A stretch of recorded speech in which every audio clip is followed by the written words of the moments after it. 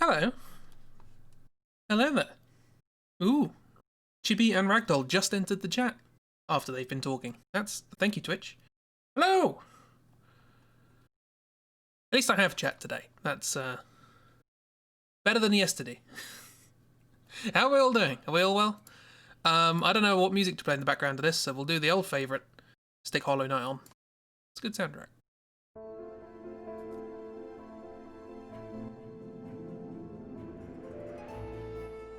Maybe not quite the right atmosphere, but, you know, it does the job. Sleepy! Here for the spookums! Ooh. You watched Man of Medan all day. Wonderful. I probably should have. I probably should have watched more than one playthrough, but I read a lot of the wiki, so which is very badly written. Yeah. Welcome to an experiment in Falls AU history.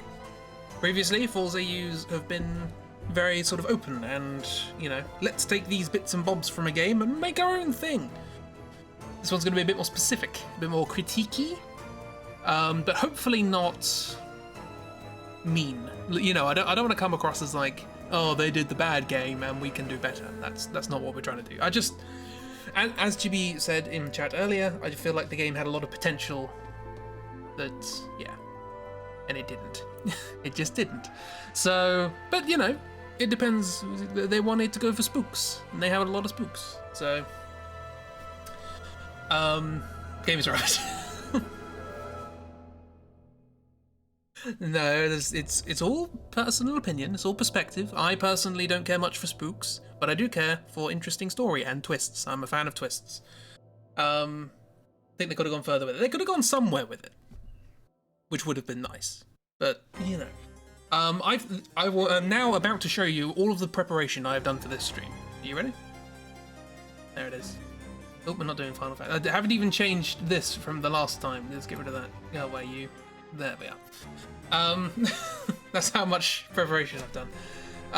These 5-minute sketches of the characters, some of whom actually look like the characters. And that's about it. I've done a lot of thinking other than that. So yeah, so the way this is going to work, what I want to do, we can discuss this as we go along, is I feel like flying fish.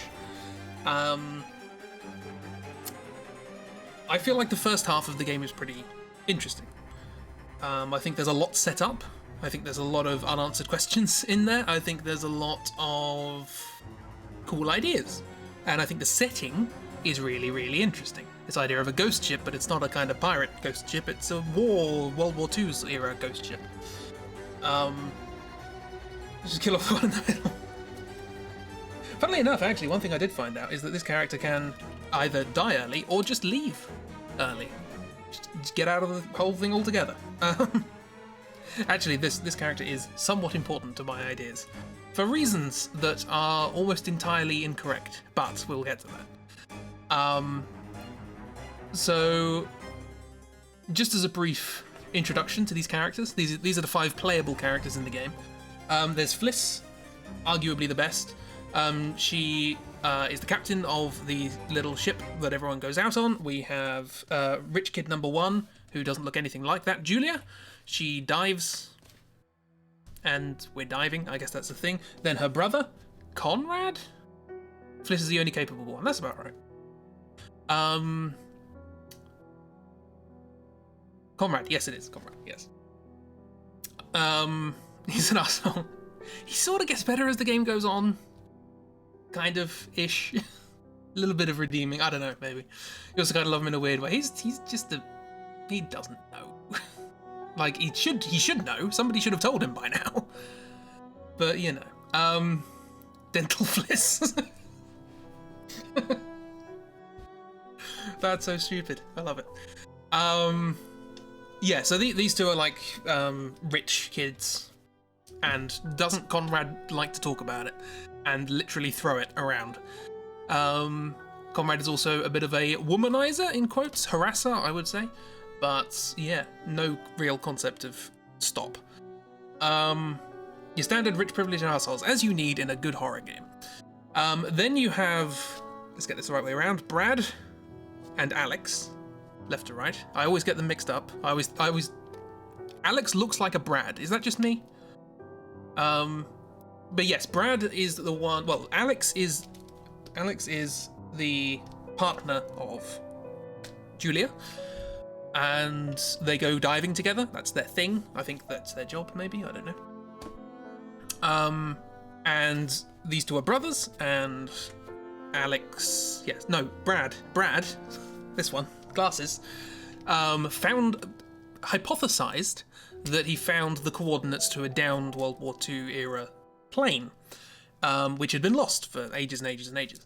And so, given that his brother is a diver and is a partner of some people who are very rich and can hire a boat to go out and actually dive for these things, he tags along and shows them where it is. About that, who proposes on the... Yeah, it's a bit weird. I'd just be terrified that the ring would go away, just fall down. After nearly being eaten by a shark. It's a fight. Don't worry, the shark's fine. It won't attack you. I'm also interested that that doesn't come up again.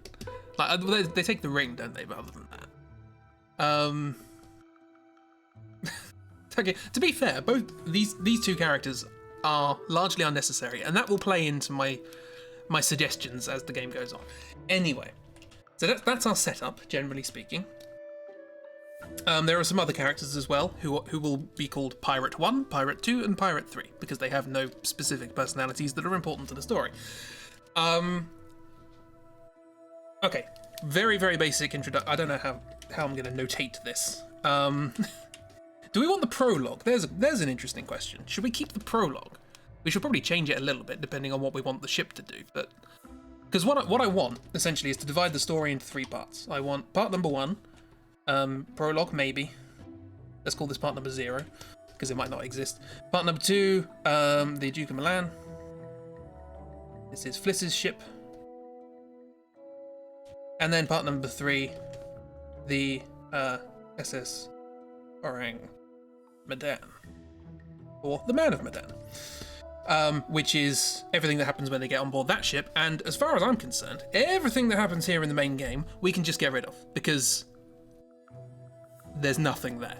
Quite frankly, the story exists here and then just stops at this point. And it becomes Spooky's House of Jump Scares, which is a good time, but I want story. You go with the prologue, you just want it to come back in some way. Exactly, yes. It was kind of useless in the game. It was, and that actually ties in to a couple of theories I had. Frame Man? I'm not doing anything. Calm down. Honestly. I'm doing nothing. Why are you red? Anywho, so should I put out a rough... Frame Man was the Man of Medan the entire time. What you didn't know is that Man of Medan is an anagram of Frame Man, only without the F, and stick in a D, and some other letters. Oh no, there isn't a fin of, I guess. Okay, we need an O as well. Don't worry about it. We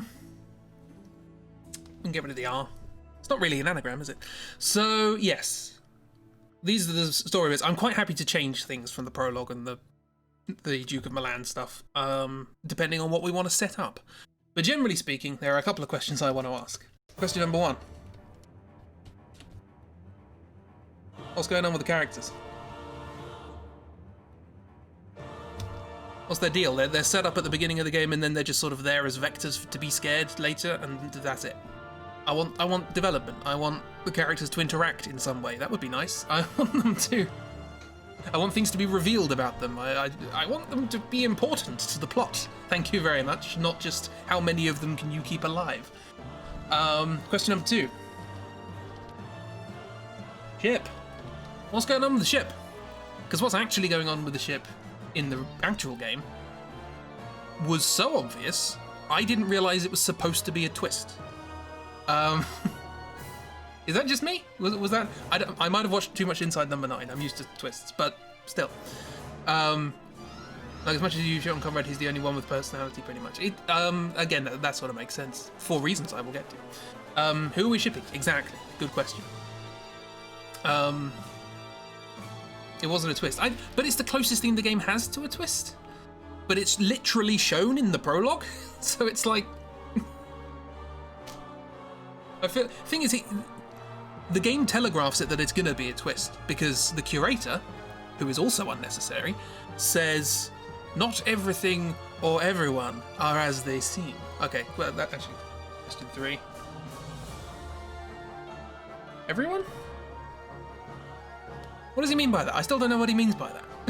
Not everyone is who they seem. I'm pretty sure everyone is who they seem in this game, and that's my big problem with the game. Stop setting up mysteries for which there are no actual conclusions. They set it up as a mystery, but there wasn't. I just literally nicked what Chippy just said. Make the curator half the gold. I think he has. I think he's in a cell somewhere, just speaking to the walls. That'd be a good twist. Yeah, see, there we go. So these are like the big questions I want to answer: is what's going on with the characters, what's going on with the ship, and what's going on with twists. And I have a few ideas based on what I thought the game was gonna do, but it turns out it didn't do anything. Should we do a quick run through of the actual story up to the point where I think we should start adding new stuff, or should we just jump in right into the deep end and go, this is my theory? I think I wanted to go with the route of character races, horror or enemy, but it turns out to be character B, which they did a few times, but not nearly enough in your opinion. Yeah, it does. I mean, I've looked through a lot of the sort of alternate paths you can have in the game, because that's the gimmick of the game. And that does become significant in certain occasions later on. One of the bigger problems I actually have with this game is that,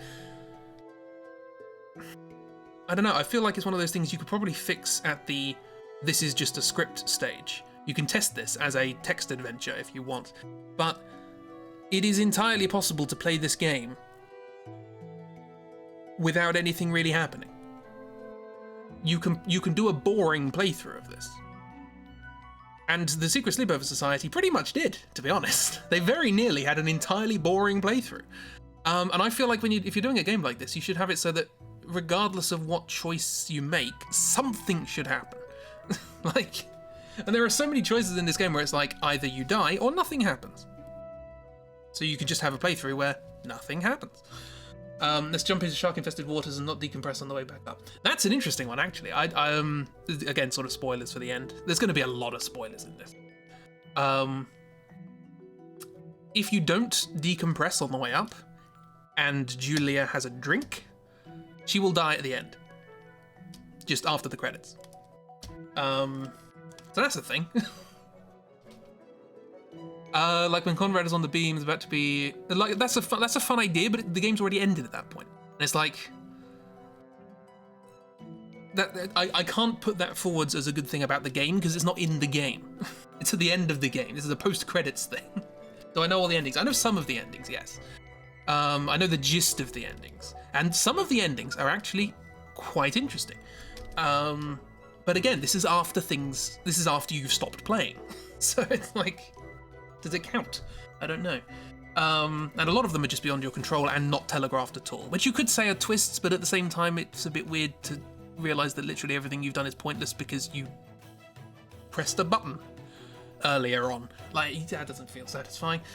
GG ending was them getting the distributor cap and leaving the ship, minus Connie. That was the SSS ending, actually.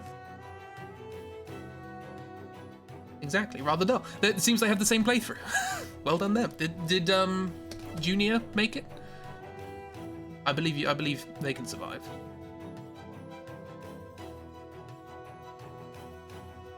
Yes. Oh, okay. So they did better than SSS then. But yeah. So if you want me to explain the other endings, it's relatively straightforward. If you don't get the distributor cap, and you have called for help, then your characters will either be arrested or killed.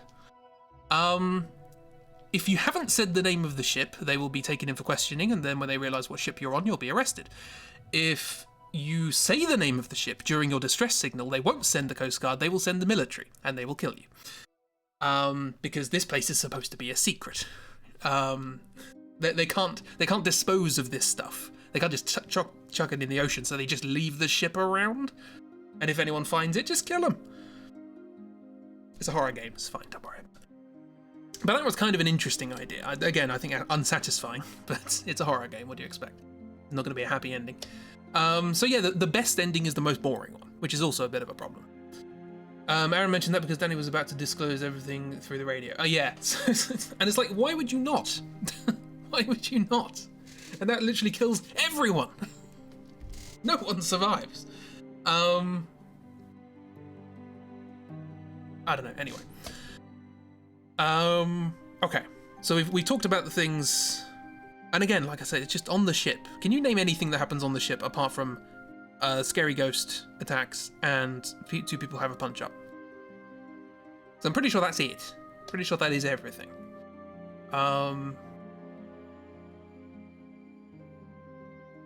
Yeah. See, this is the thing. I want some sort of interaction between the characters. I also want the hallucinations to actually make a bit more sense. Maybe if they are hallucinations, maybe they're not in our version. Do people have a punch up? Depends on your ending. Sometimes there's a punch up, sometimes there's not. So you got an even more boring playthrough. You didn't even get the punch up.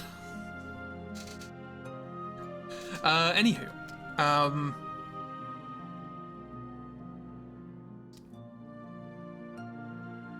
right, okay. So let's talk ideas. Big ideas. Like, how do we want the shape of this story to change? Again, the main characters are what's going on with the ship, what's going on with the characters, what's going on with the overall theme or the overall narrative. Let's change that to narrative.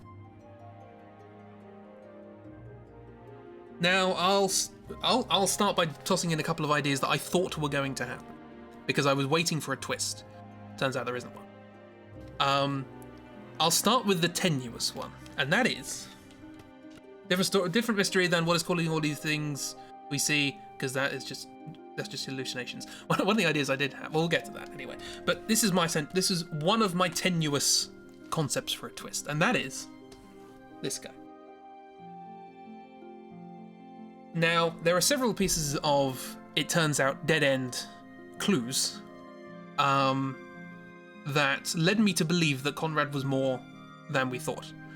For several reasons. One, they don't do anything. They don't really seem to do anything. If they manage to survive the first encounter, they don't really do anything. Secondly, the curator giving us red herrings and all that sort of stuff, and saying things like, not everyone is who they seem. And I'm like, well, this is a boring character. Who are they? And also the fact that they look, they're... Okay, there are two things, essentially. Firstly, he's on the front cover. He's on the front cover of the game. And I just thought, of all these characters, why him? Why Conrad? I know this is just perplexing me throughout the entire playthrough, because I didn't want to look anything up. It's just perplexing me that this is the character they put on the front. And I'm like, this character has no bearing. They are a tag-along. Why are they on the front? It turns out they're played by a famous actor. That's why they're on the front. I didn't know that. I don't know who that actor is, but that's why it's just marketing. So that was unfortunately a bit of a red herring, but it made me think about the character. And the theory I came up with is that this character is somehow related to one of the people who died on the ship. Now, I don't know whether that means Julie is also related, or maybe Conrad is it Conrad? Is adopted, and he found out his real family, and he thinks that his real family was cursed or something after that death, and wants to find out what actually happened. Maybe his granddad or great-granddad or someone like that. You just looked at the wiki, apparently he's the only character model after his voice actor. There we go. Connected back to Jonas then. Exactly. My original thought was maybe it's the son, and then I realised he'd have to be like 80 years old. So it's probably grandson, great-grandson, something like that. So that was my first thought, was that at least that's a connection between the entire Chekhov's prologue and what's going on now. It doesn't actually change a huge amount per se. Maybe this is the first time Julia finds out that her brother is adopted. Maybe. I don't know. Maybe that strains their relationship or something. Grandson? Yeah, it could be. Because that would be, 1947? So the kid would be like 6, 7 years old. 80 years. Comrade's 20-ish, mid-20s. have to be like 60 when you have kids, 50, 60. Not impossible. Well, I don't know whether the game takes place now. It could take place 10 years ago or whatever. But anywho, yeah, something like that. I feel like there could have been a connection. So that was my first theory. Again, this was me while the game was going on thinking, what's the twist? Takes place in 2019. That's specific. I guess it was released last year, so that makes sense. Yes. So that was theory number one. Is there a connection between Conrad? I've completely forgotten to spell Conrad then. Conrad and Conrad relatives on ship. Adopted, maybe. And then that can be a little bit of character drama. You know, the reveal of that and the admitting of like, oh, this is why I came along. As soon as I heard you were talking about this thing, I was like, this is exactly what I've been looking for. It does seem a bit of a coincidence, but better than nothing. Second twist. This guy, another character that doesn't do anything. Again, I was sort of on the hunt for people. Not everyone is who they seem. And I remembered a bit early on when Alex, this one, confronts Fliss about her dodgy license. And then when the whole pirate thing happens, but as a nerd character for a bit and then all his personality just kind of disappears. I know, and it's such a waste. And when the pirate thing happens, Alex is suspicious of Fliss with the dodgy license and thinks, hey, maybe she's actually in cahoots with the pirates. I came up with a wild theory that maybe Brad is in cahoots with the pirates. For several reasons. Number one, he's the one who found the coordinates to this place. He thinks he knows what he's going to find, but he also doesn't have the actual wherewithal to get it. So he has to get other people to do it, these sort of rich, entitled people, and he's like, I don't really want to share the spoils with other people, so maybe I can scare them away. Maybe I can hire some local fishermen to pretend to intimidate them or something like that. And then once we know that we found the thing, I can go out on my own and get it myself. And then the local fishermen do a little bit of a better impression of pirates than he thought they might. But honestly, the main piece of evidence I had for this was the fact that Brad was hiding under the bed when the pirates came. It kind of made me think, what if he knew it was going to happen? It's probably just a coincidence, but it was just something. It was just a little something of, we never saw why he was under the bed. We never saw him hear them coming, and we never saw that. So I thought maybe he's, that's his sort of cover, as it were.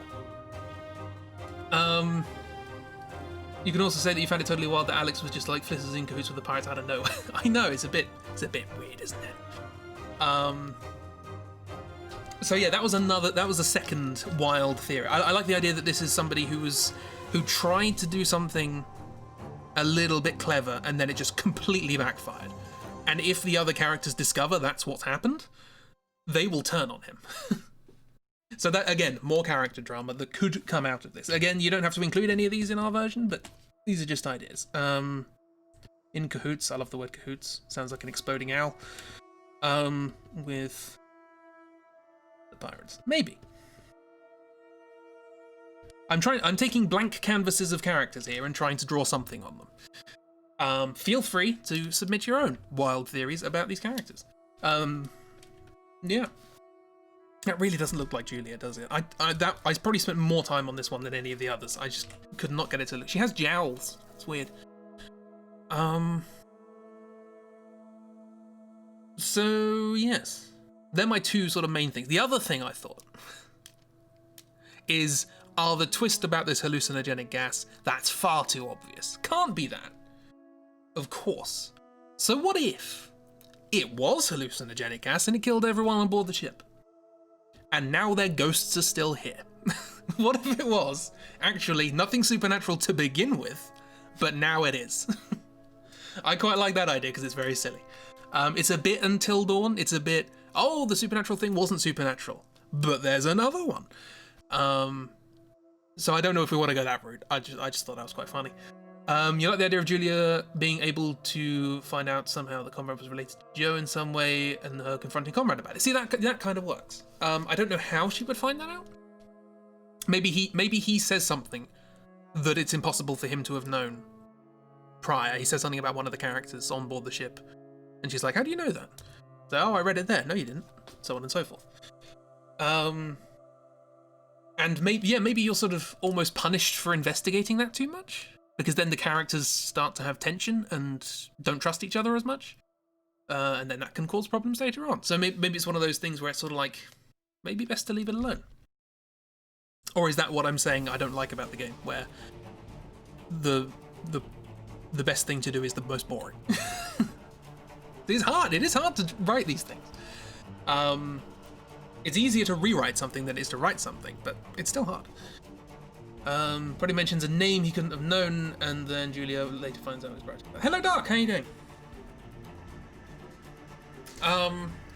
Welcome to the middle of a discussion about things we're going to change or want to change, possibly, or possibly add, take away, like in a diary or something. Yeah, exactly. Yeah.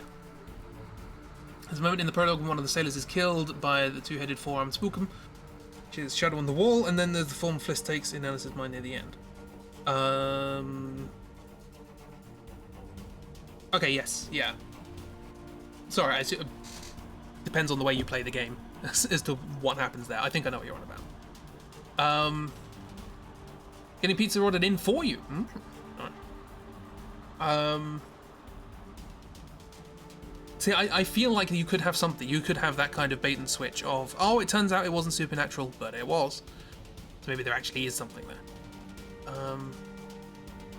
The going with the, is it real spookums or... Yeah, exactly. So we could have something like that going on. That all ties into the idea of, like, what is the actual narrative? What's the plot here? The plot stops as soon as we get on board the ship in the original, but I want it to carry on. But I suppose that also goes into what's going on the ship. But I'm quite happy for it to be there was an hallucinogen, and everyone died as a consequence. But there could be something else. That's up to us, I guess. Sorry, Dark. Have you watched a playthrough of Man of Medan? Otherwise, this is going to get very confusing. So yes, if anyone else has any sort of big ideas, another couple of things that you haven't. Okay.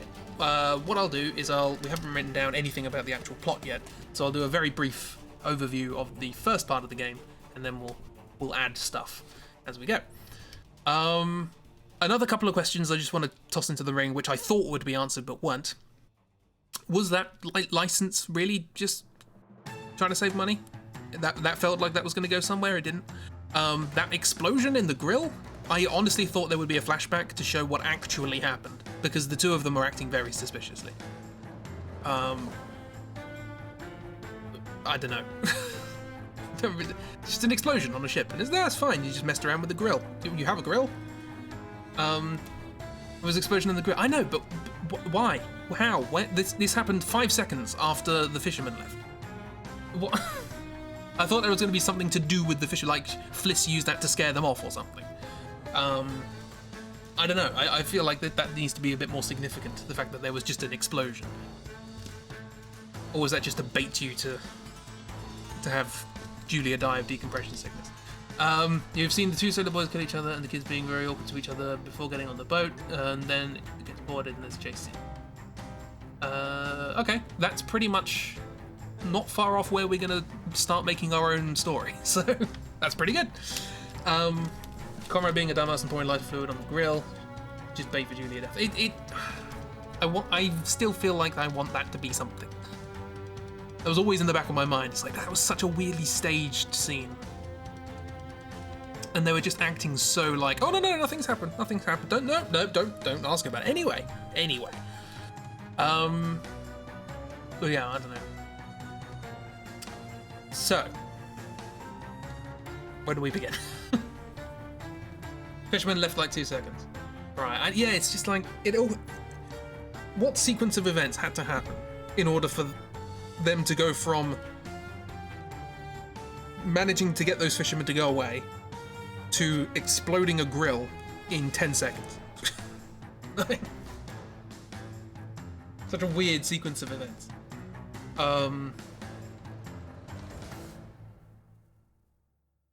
I don't know. Anywho. So. Feel free, while I'm very quickly recapping the story. Comrade's one brain cell left him in that moment. He is an idiot. It's also quite nice to get the most famous actor you have in your studio and get them to play the unlikable asshole. Who has very few redeeming qualities, depending on the path you take them through the game.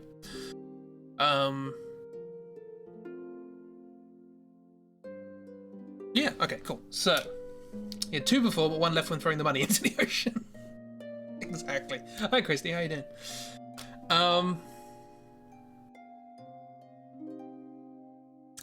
Still the most personality, I guess. Yeah. Well, Fliss is just sort of standoffish. She doesn't really develop in any way. It's a shame, because I like her. Probably because she's not one of the rich kids. Anywho, let me quickly write down bits and bobs about the story. And then we'll see how we go from there. Feel free at this point to discuss your own ideas and what twists you thought were going to happen, or whatever, that didn't. Yeah, okay. So what have we got? Duke of Milan, we have board ship. There are some inconsequential things like, is Brad ill because he drank beer? I'm sure that probably has an effect somewhere. Doesn't really matter. One of the brain cells was hidden between the money and was thrown into the ocean along with it. So I got board ship. Find... Oh no, hang on. I say it's spelled dodgy, right? Dodgy license.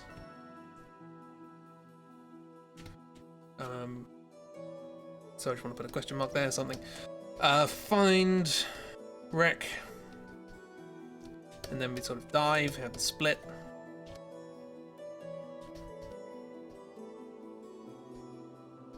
There's the dive going on. I don't think you have a choice as to whether or not you loot the Wargrave. That's just a thing, I guess. Your thoughts are mostly that they were going to hammer down the whole who can you trust, what's real and what's not stuff. Ah, okay. I did for a bit, but then it was just kind of gone, and hallucinations always conveniently didn't happen when bad Fisher Boys were around. That's a point, yeah. Like, a lot of the time, it was like... So this is why I thought the hallucinogenic gas, that can't be a twist. That can't be the thing they're going to focus this story on. Because every single time the hallucinogens disappeared was when someone conveniently went outside. Get that fresh air. Oh, look, it's gone. It's like, okay, that's just too obvious at this point. We could have Pirates of the Caribbean with this with cursed gold. We could actually have Manchurian gold. I'm perfectly happy with that. I don't mind literally having gold.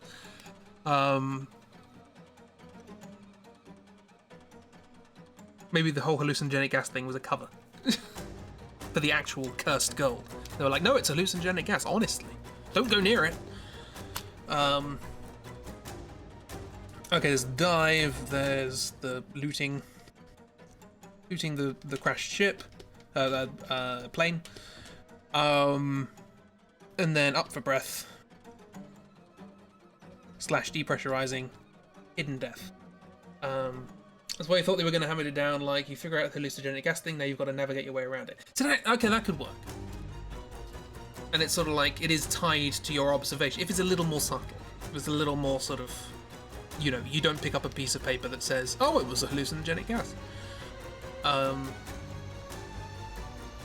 you actually had to just work it out yourself, and from there you're like, okay, well, let's not, this monster that's walking towards me, let's not maybe shoot it.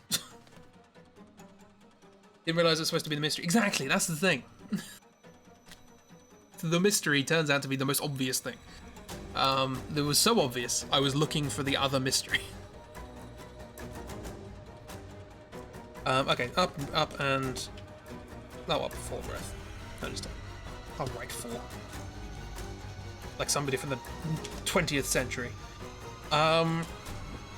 Meanwhile, in inverted commas, flirting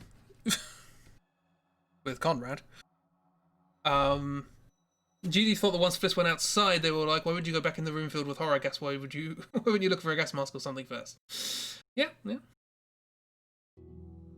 But it's just like, oh, weird. Why did she hallucinate a lovely jazz ballroom thing, club? Just a quick question. Flirting being shocked, yes. It's kind of different reactions then. You were like, too obvious must be the different mystery, and you were like, too obvious, now let's see the result. Oh, okay, that's interesting.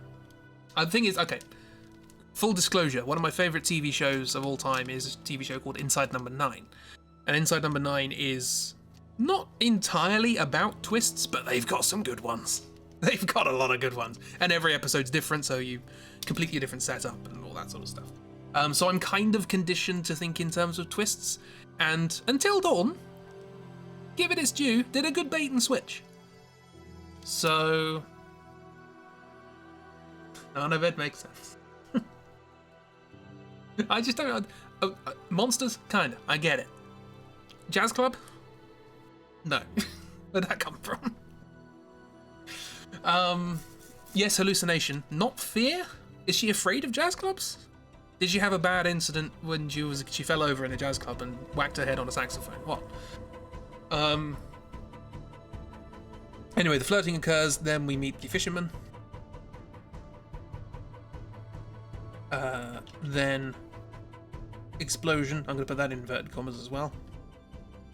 Because she once met Conrad before and what a traumatic event. What if she saw it in a picture or something?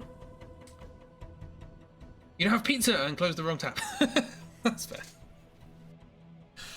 Connie gets flirted with by the lady from the poster. Does that? I don't remember that happening. I remember thinking, okay, so that's where that comes from. But I don't actually remember. I remember thinking, I know there's going to be a kind of sexy sailor sort of monster thing. And it's like, oh, okay, so it's Conrad, he's a womanizer sort of character, he sees the poster, so on and so forth. But I don't actually, in the playthrough I watched, I don't actually remember him looking at a poster. So that feels a bit weird. Then again, that would make sense if it does, but I don't know, maybe I just missed that. Who knows? He does, okay, so I'm just an idiot. That's fine, that works. I do need to point out also that I like trying to work out what twists are, but I also have a terrible memory. So that's a bit of a problem. It's a very quick moment. You're looking at Space Marines deciding which ones you wanted to get some stuff for. So yeah, there's the explosion, and then everybody joins up again. And then they talk about... oh, hang on. Blech, what am I talking about? In between the looting and the not dying from decompression is a proposal.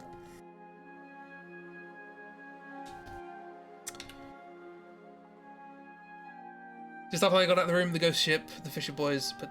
Oh, okay. Yeah, indeed. Thing is, you can do something with that. Like, the only thing that actually happens in the game to do with that is that the pirates take the ring. Doesn't really seem to make much of a difference, but... It's a very rich kid's proposal, isn't it?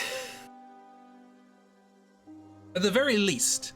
I have a bit of a pet peeve about proposals. At the very least, it wasn't done in front of a large crowd of people. So that's something. It was actually done with the two of them alone. But anywho, that's just a personal gripe. You shouldn't add pressure like that. Pressure underwater. Ha. Then they come up and then they talk about the findings and Manchurian gold.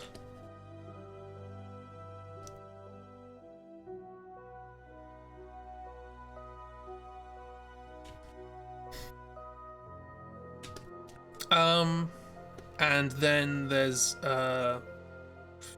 spooky stories.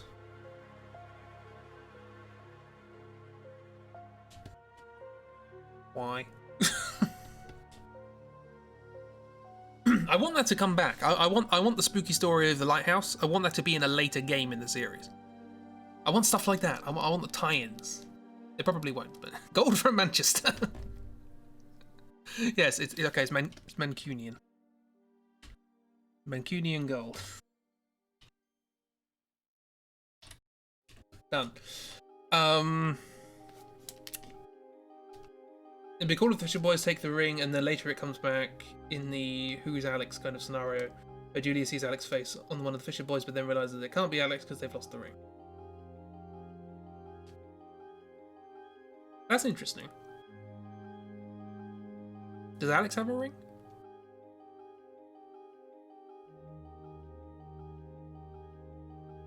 Or maybe the other way around. Maybe Alex sees two Julias. What was the point of the Lighthouse story? Because it didn't even come back in the form of haunting on the ship. I know, exactly. There's so many things that are set up and then no payoff. And that's what I wanted to talk about. I wanted to talk about all the things that this game sets up and doesn't do anything with. Again, that's probably not what the writers of the game were focusing on. They were focusing on how can we get spooky jump scares in this game to make people go, ooh. And that's fine. That's a perfectly acceptable criteria to be making a game with.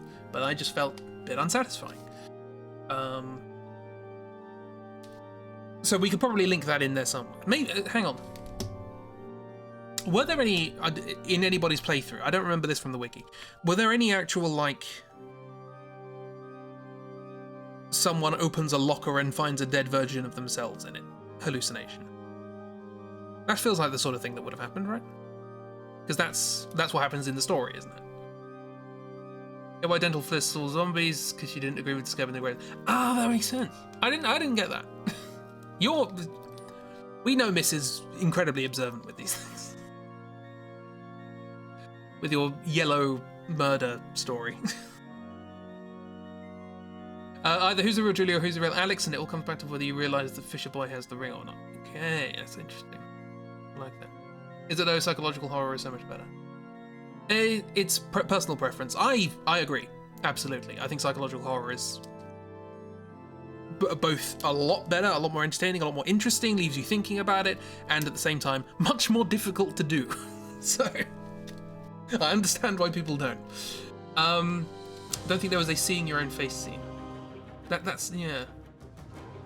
Like you could tailor that story. Do you know what that feels like? That feels like we've made these character models, we've got the actors together, we need to do a practice scene. So let's get them all sitting round, not doing an awful lot of physical work, sitting round just talking, reacting to a story or something. Do you know what I mean? It feels like a tech demo, that scene. And it's just like, they left it in because it's stuff. We recorded stuff, we might as well have it in there. Also, it's something for Brad to do, I guess. You really expected it to happen in the corridor loop section with Brad when he kept examining the body.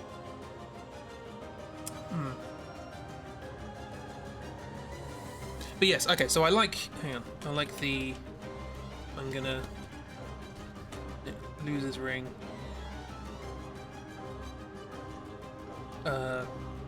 Doppelganger clue. Because I like that, that's good. Keep that. Really expected our bodies to become, yeah, it's like, so this is the thing though, if we're gonna go down this path, are we gonna say that, okay, we're gonna keep the hallucinogenic gas, but there might also be something else going on? I think that's probably the best way to go with this. Because the hallucinogenic gas you can do stuff with. It's not a bad thing. I just feel like there needs to be something else. And maybe just, you know, character development is enough. Or character exploration, at the very least. Julia did see two Alexes. I didn't even get that. I rewatched that scene again after I watched it, and I'm like, oh yeah, it kind of looks like him. I didn't even get who it was supposed to be. Don't know if Alex also saw. Yeah, that's never really quite established. I'm assuming it's supposed to be Olsen. Is it Olsen? Mary-Kate and Ashley? No. That was One Eye Pirate. Yeah, exactly. I think it is supposed to be him. But they're hallucinating, or at least Julia is hallucinating that it's Alex. But Alex, I don't think ever actually talks about what he saw. Maybe he just saw Olsen.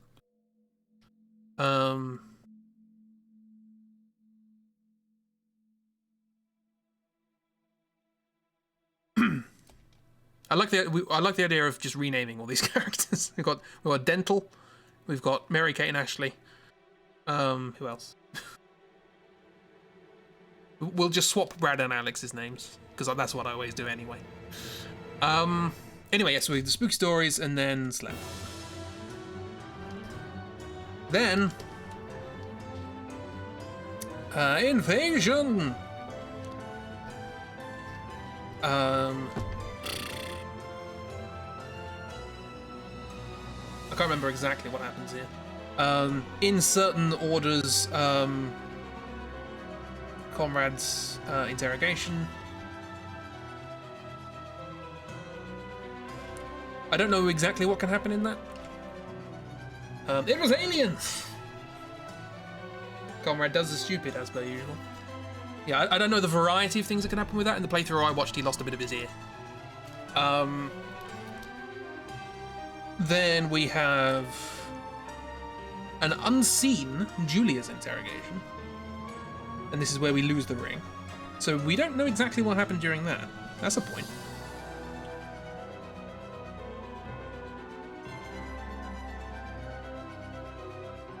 Loses ring. Very dramatic music. Just a turn. Calm down, Hollow Knight. He can get shot in the leg. Oh, interesting. I bet that makes the escape attempt more difficult.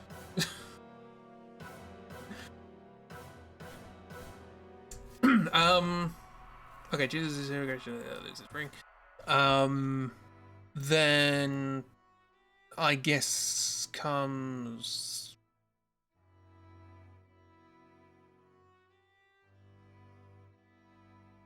Is this the escape attempt now? We know the pirates asked about how much money her parents have, though, which, like, hostage situation. Yeah. So that makes sense.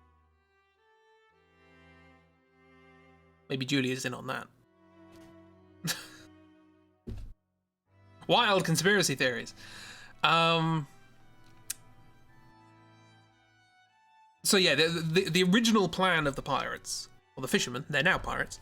You're so confused as to why they were all like, "Oh, what are they gonna do with us when it's so obvious?" And they're stupid. We know this.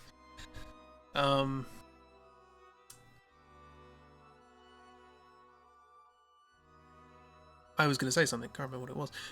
Yeah, is the escape attempt now? I don't think it is. I think it happens later. Oh, it doesn't particularly matter. Escape attempt. Which can be achieved. You can actually escape. Conrad can just grab the boat and drive off. Now, why do you think he'd ask about your parents' money? Not because you're going to give them a loan. Terribly sorry, I'm having awful time with the tax man right now. I don't suppose you could lend me a little bit. I didn't know quite the way to ask, so we invaded your boat. Was that wrong? Sorry, I'm bad with people. So yeah, we theoretically have a bit of a divergence here. Conrad escapes. Conrad doesn't.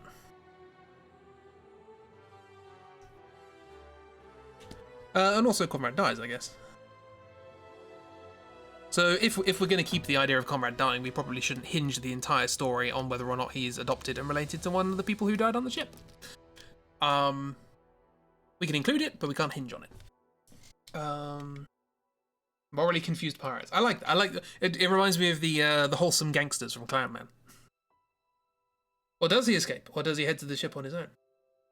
I believe if you find the distributor cap and go away at the end of the game and Conrad escaped earlier, he will go back to the ship and then he will die on the ship. I think. Something like that. He doesn't do very well, I don't think. If you don't get the distributor cap and you don't radio for help, then he comes back and saves everyone. So yeah, if you fail at everything, but Conrad succeeds, this is kind of like a prisoner's dilemma situation. If one of the groups succeed, you're fine. But if both of them succeed, you've got problems. Comrade is smart. Yes, I know. Bless him. I don't know what happens if you call the military. I guess it's probably the same thing. He comes back later and you die. He dies, sorry. Why did he just not escape and get the Coast Guard? Yeah, I think he does, but he goes on the ship himself for some reason. I don't know. I haven't seen the endings. I've just read them. Pirate Dan was left alone on ship at the end of GG playthrough.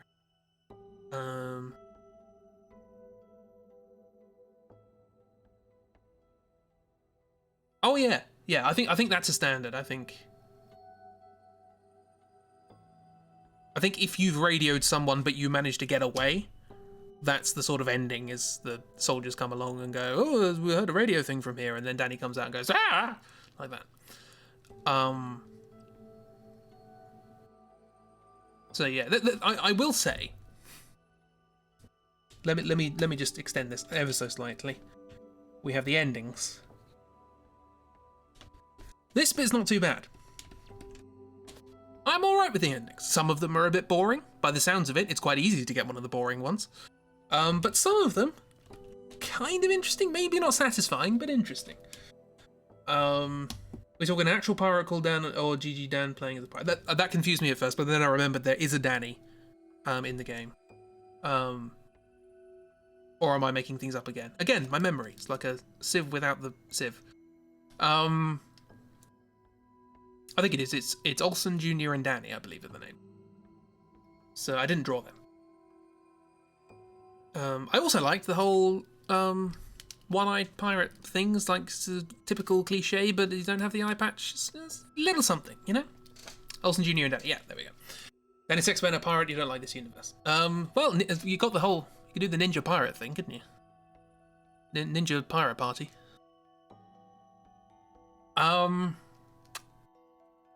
What was I doing? Yes, story. So we have all that, blah, blah, blah, blah, blah, escape attempt, so on and so forth. Alex accuses Fliss, possibly. I don't think you have to, but you can. Actually, no, I do think you have to. But you can back down afterwards or keep going. Junior's not a name. It's some people. Your Junior thing would have gotten more set up. Yeah, that came out of nowhere as well. I was like, I don't know. I wanted to feel anything for that character. I don't know where they are. Can be. He's Junior. Yes, Olsen's first name is Junior. I'm assuming they're father and son, are they? I don't know.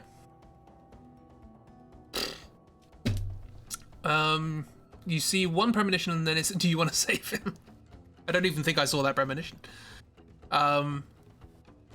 His parents hate him, I get it, yeah. You see him going crazy earlier or something, do you? Again, memory. You see Danny going crazy. I just assumed Danny was dead from that point, but then somehow he regains sanity and then Olsen finds him, and he's not sane. But then he loses his sanity again later, and this gas is very inconsistent. Actually, isn't the whole point of the gas is that, well, I guess it has rather settled down a little bit over the last 70 years. So it's probably not quite as potent as it was for the soldiers, because the soldiers basically had one whiff of it and then had a heart attack and died, basically. These guys, they can go on for bloody ages. Just hallucinations. But seems to have a strong start and then falls completely apart. Exactly, that's why I wanted to do this, because the start is good. The start is a good setup for an interesting game, and it just stops. It just stops being a story. Like you can find Junior crying or panicking in the room at some point, muttering about things changing and the mist being better. So yeah, just a little bit of. Again, I think part of the problem. Here's a theory. Part of the problem with this game is that it's got motion capture and voice acting.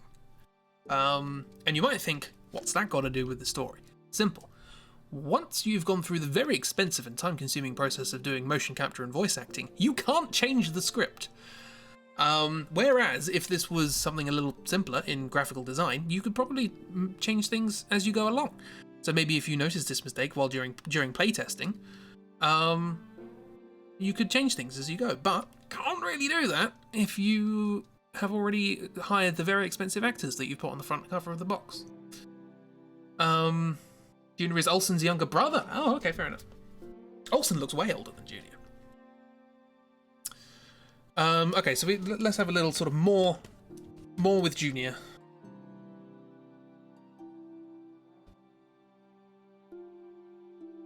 Let's do that, because they do seem like their heart's not really in what's going on. They're just sort of tagging along.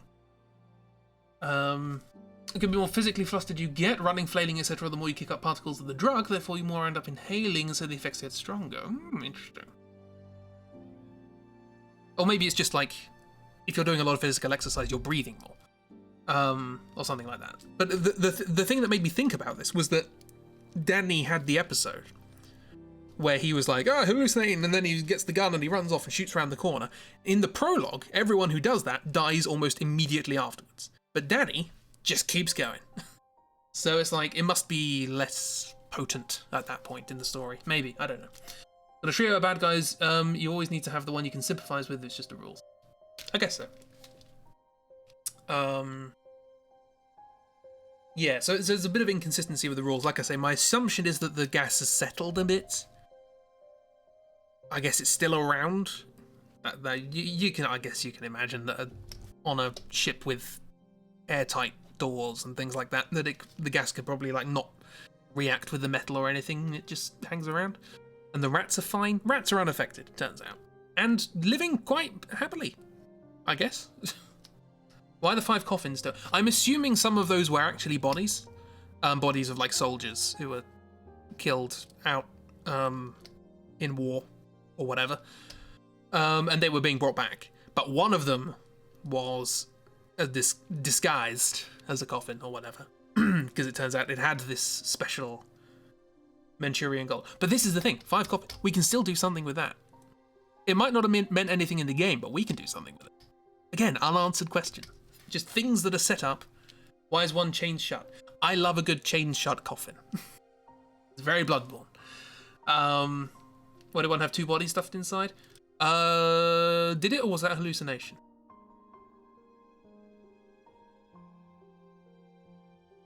Questions. I thought it was a Siamese thing. Sorry, a dimorphic. Conjoined, that's the word I'm looking for. Again. Super brain, don't worry about it. At least had 2 heads. There we are. There we are. I have proven my point. QED.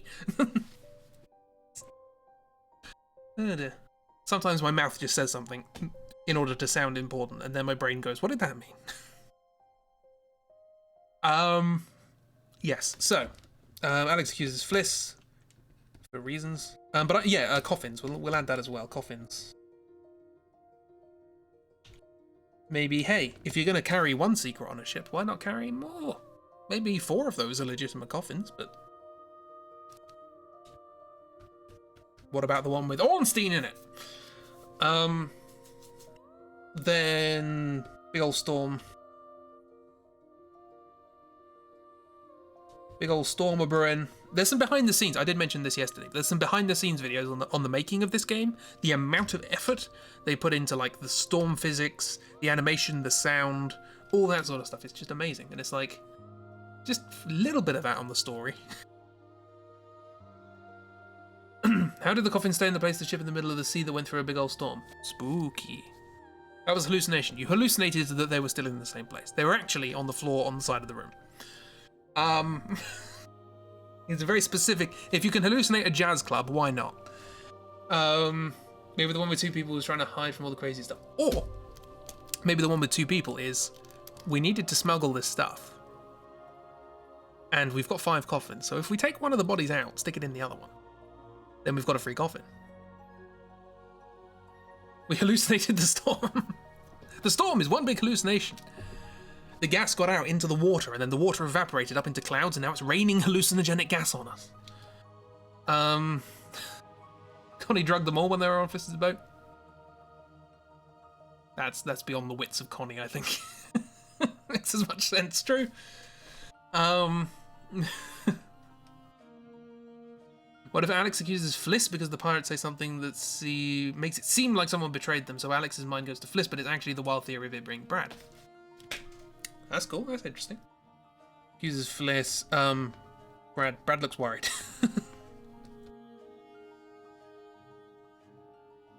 How is this discovered? Oh, I suppose maybe. Ooh. Me saying your choices should be interesting regardless of which one you go for. Junior. Do you want to save Brad or do you want to save Junior? Because if you save Junior, Junior will probably end up saying something. Junior recognizes Brad. Because Brad might have organized this whole thing with the pirates. Or fishermen or whatever. And so the mercy you show towards Junior might make Brad a little bit more vulnerable to being, you know, ousted by friends and family and such. So you get a payoff there. Do you want to be merciful to Junior or do you want to be merciful to Brad? But you can still, you know, you want a good ending, so you want everyone to survive possibly. But you do have to. That's something you have to walk the line. You have to be, you know, quiet enough about it, but I don't know, we'll see. You have to play as Brad at that point, I guess. Of like trying to just sort of no. He thinks he knows me, but we not really, or whatever. I went on holiday to this island once before, I recognized him, etc. It at least explains why Alex immediately goes, yeah. So Alex accuses Fliss. Pirates mention a deal. Or something like that. Or they mention the gold, but no one's actually told them about the gold yet. And Alex is like, Okay, that's good. hang on, I'm just gonna put up here. Brad / Junior tightrope.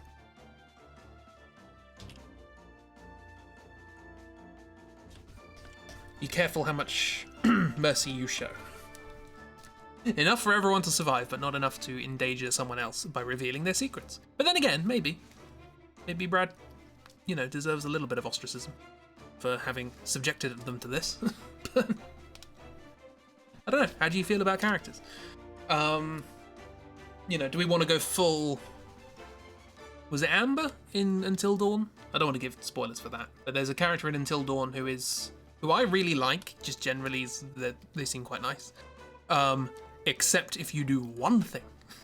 If you do one thing in the game, they are brutal. That's just always stuck with me. Somehow I've already created more mystery than there was in the entire game. I know, it's just like, and it's hard. I know it's hard when you're in the flow of making this, and there's so many things to be worrying about, and you've already started motion capture and so on and so forth. You're reluctant to change scripts, maybe. You don't know how it's going to play out because you haven't playtested it yet, and by the time you can playtest it, you can't change the script. You know, again, it's so much easier to rewrite than it is to write. But I think we're coming up with some good stuff. So I think the mystery would have been good if the prologue hadn't been there. Maybe. I don't think we need... If we're going to do the whole twist with Conrad, I don't think we need the prologue. It might be nice, but it doesn't have to be related to one of the people in the prologue. This is why I said I don't know if we need the prologue or not, because it might just give too much away. You like watching Until Dawn, but one of your problems was everyone seems to be on a knife edge of life and death at all times. It does seem very... I mean, it was their first sort of attempt at this, and they wanted it to be very cheesy horror movie sort of thing. And there are some things that still... Can anyone explain to me what that hand in a box was? Was that like a trap for the spoilers? There was just a bit in a building where there's a hand in a box sort of mechanically waving from side to side, and it turns out to be a trap for some reason. What was that all about? I don't know. Depends if we still want the gas to be the mystery or not. I think it should be a mystery, but not the mystery. Again, we've already added some twists with the characters, and I like that. But I do think there's potential to do another big twist pretty close to the end that doesn't have to have huge repercussions, but it's enough to go, oh god, that's like that. Because like it doesn't. use Until Dawn as an example. The actual sort of proper twist in that game doesn't really have that much of an impact on a lot of what's happened so far. But it's just a big problem to worry about now. So I think we can have something like that. I don't think we have to, so we can keep the prologue and use that as a step towards other mysteries. Yeah, I'm fine with having the prologue. Because, again, if we're going to go with this whole thing of... Oh, this is like a meeting. I just realised I'm sort of treating this like a kind of... Like we're actually making this. It's great. So, yeah, if we're going to have this whole thing of, like... Okay, we want the player to actually properly be able to work this out. So that they... When certain hallucinations... We aren't. I always go into this with expectations of like, oh yeah, and I'm gonna draw some stuff, and I'm gonna follow this up with actual sort of products and things, and then I always forget, and we never do anything else. Chibi does. Chibi makes, write-ups of the AUs and all these sorts of things, but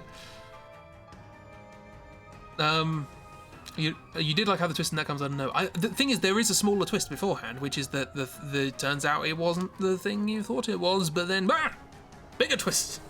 I like that. I like small twist, big twist. So yeah, I think if we're going to have in this the mechanic of the player should work out that these hallucinations probably are just people, and that maybe be careful about which ones you attack, then it should be fairly obvious that the gas is hallucinogenic. So it shouldn't be too much of a mystery. It should be enough for the player to actually work it out if they're paying attention. Isn't this your job that you don't get paid for? You actually just do it for the fun, but shh. That implies that I get paid for it. Do I get paid for this? I'm the manager. I should get paid loads for doing nothing. That's not fair.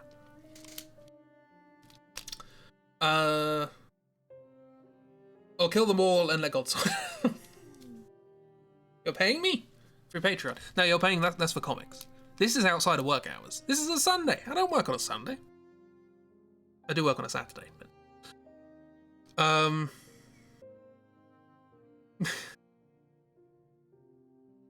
yeah, Patreon stuff. You don't pay me for that. If you paid me for this, I would put a hell of a lot more effort into it. That's for sure. It wouldn't be quite so. I wouldn't have started the stream by just showing you this.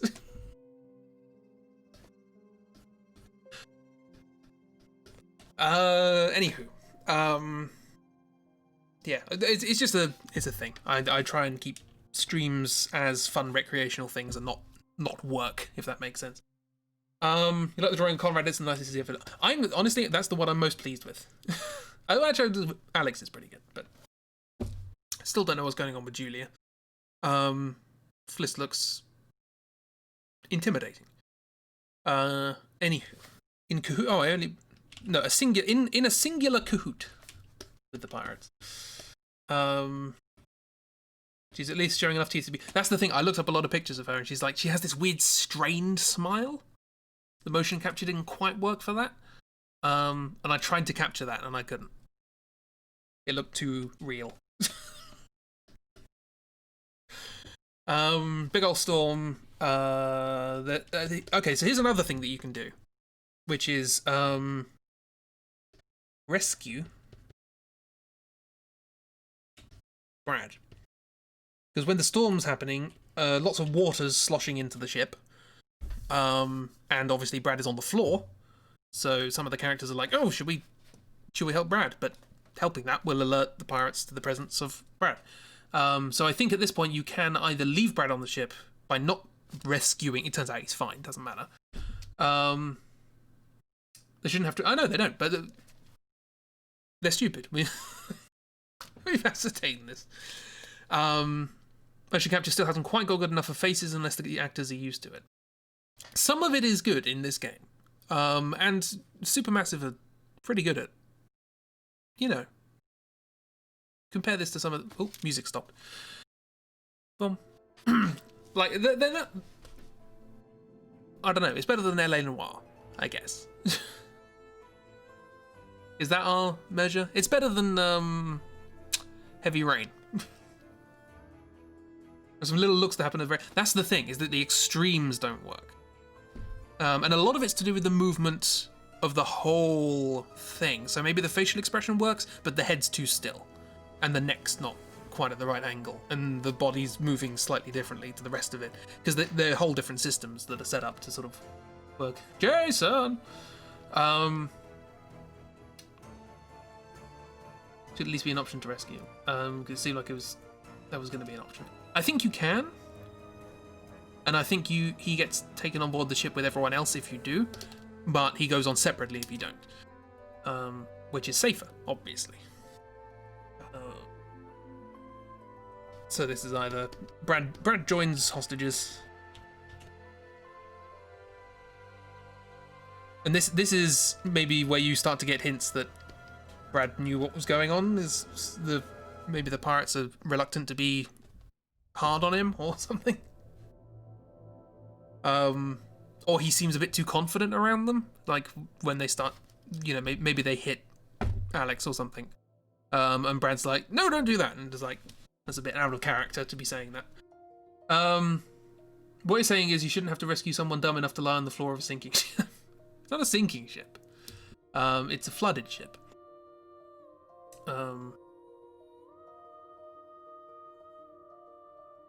Also, it's not a very good hiding place, is it? I just thought of that. There's not even like a little curtain or something. He's just under a thing. It's like, you could probably see that. Anywho, joins hostages. Stays hidden.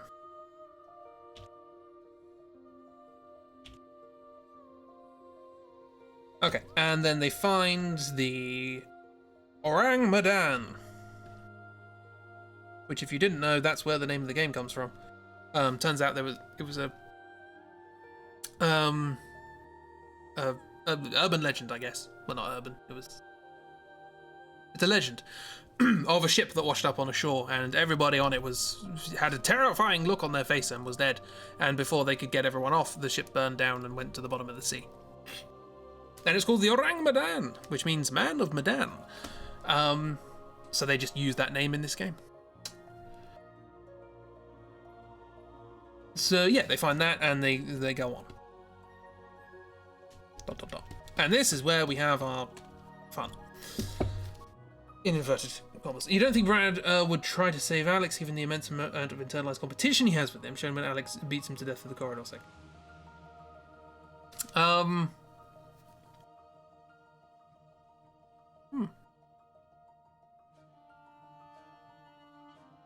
I guess there's something like that. I always thought of him as sort of almost clingy. I don't know, maybe, yeah, I mean, it's a brotherly thing, I guess, there's friction. Other motivation for Brad to organise the whole pirate thing? Possibly, yeah. Maybe he just wants to teach his brother a bit of a lesson. And again, I want to stress, I don't think Brad expected it to get this far. And he certainly didn't expect them to be quite this brutal. I think he just wanted enough to intimidate them away so that he could come back later and sort it out for himself. If Cool Brick Brother was out the way, he'd have the entire spotlight. Yeah. Yeah, so he's just sort of slightly naive in this whole thing. Okay, so let's just sort of... Because, as I say, almost everything on board the actual ship that happens, I don't particularly care about, so we can toss that whole thing out and just write our own stuff here. We can keep some of the spooks. Some of the spooks are fine. I'm fine with spooks. Man of Medan, everyone's an idiot. Fliss is alright. She's a bit of an idiot, but she's alright. Is she an idiot? Does she do anything idiot? I don't think she does anything idiot. Well, she's kind of impulsive, I guess. It's like, there's the distributor cap. Let's jump into this wide open room and grab it. I don't know. She believes she's actually in a perfectly pristine jazz club.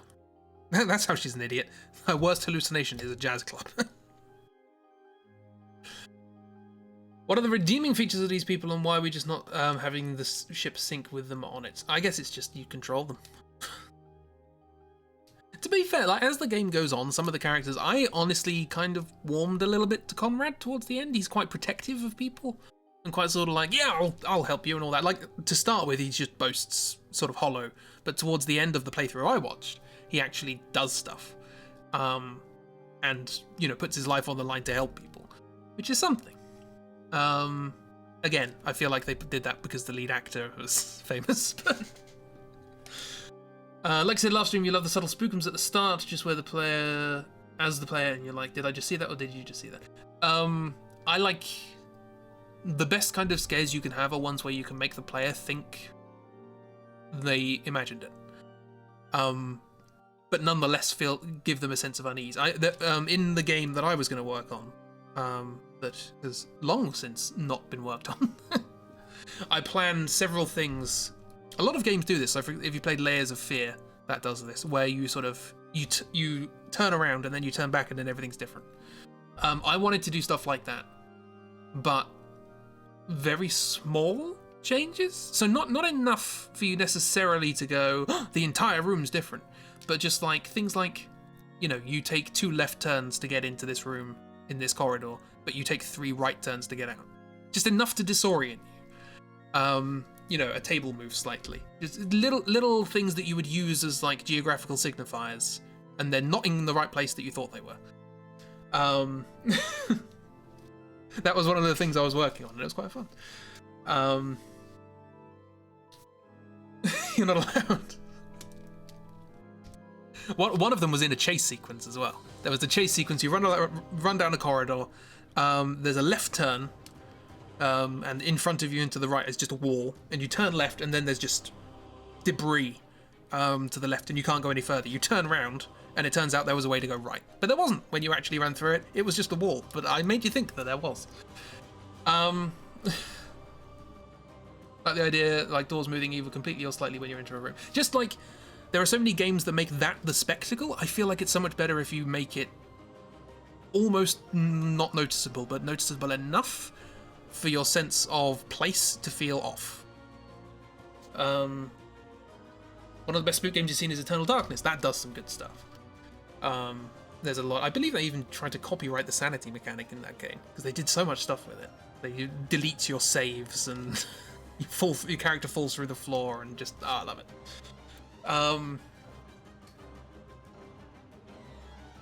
But yeah, I wanted to try sort of the sort of unease. I can't even remember where I got this idea from. It's probably like Darren Brown or something. But yeah, just this idea of if you make somebody think they have remembered something incorrectly, that's a good way to make them feel uneasy. And I don't see games doing that subtly. I don't know. Maybe it's just maybe it's better for advertising if you do it in a very over the top way. I don't know. Anywho, what are the main ideas we've got going on here? We have Conrad's search for answers. So he's trying to do that while everyone's not paying attention or whatever. And that could possibly lead to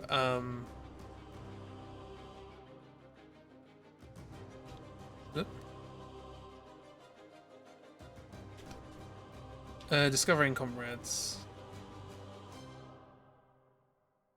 Past the characters discovering this and maybe becoming distant or having an argument or whatever.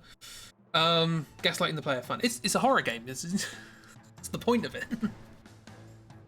The problem is that I was far more interested in that than I was in the actual game. So, unfortunately, you know, there's only so much. You have to believe in the game that you're making and that it will be enjoyable. And I didn't. So, if anyone wants to make a horror game, I can give you some tips. I have some design ideas. So that's that. We also have okay. So Brad and Junior's what's the word I'm looking for?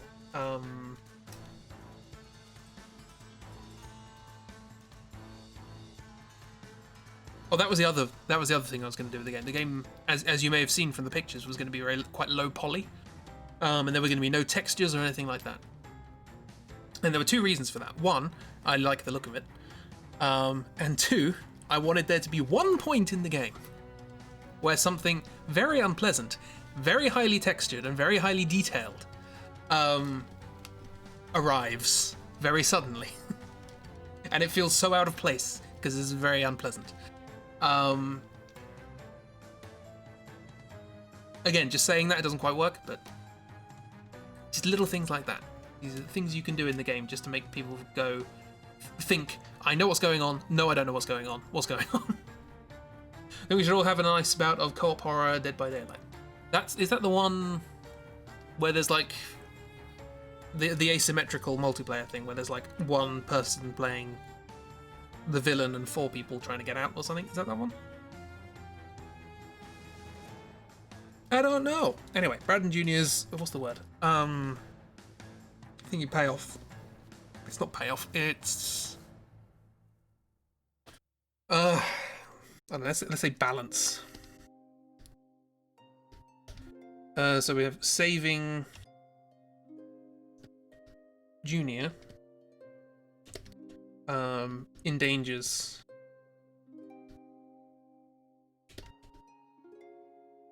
Brad's secret. Here's the question though, we do need to communicate somehow that Brad has a secret. We don't necessarily have to tell them what it is yet, but we need to do it in such a way that the player won't feel cheated, that they're doing the right thing by saving somebody, but it turns out that's just screwed someone else over because of something they didn't know. You know what I mean? 1 killer versus 4 survivors. It's good fun. Okay. I've seen bits and bobs. You gotta go around like activate generators or something. Yeah.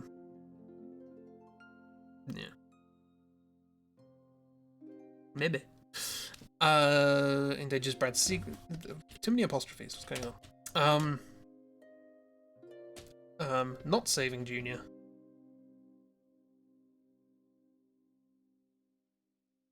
Kills Junior. As you might expect. You already have the pirates talking about a deal? Oh yeah, I guess so, yeah. But is that... I don't know, maybe these are details that we don't have to think about too much? Or maybe we do, because we still have half an hour.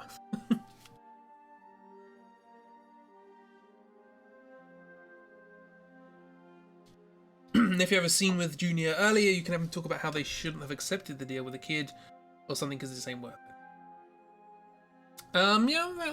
Yeah. Maybe that's how the player can become endeared to Junior, as Junior talking to... I feel like he wouldn't be quite so forthright with Olsen. Maybe he's talking to Danny about this, I don't know. But, he's sort of saying, why are we doing this? This is not... It's gone far too far. We should never have done this. Have to be something to point it to Brad specifically. I think... With that kid, would you describe Fliss as a kid? I wouldn't describe Fliss as a kid. I think that's clear enough that it's not Fliss. Or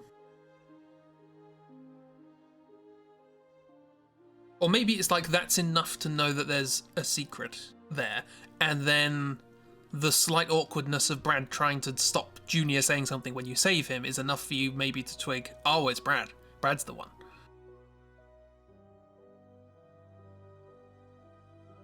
Hell no? I don't know what that's in response to. I say too many things.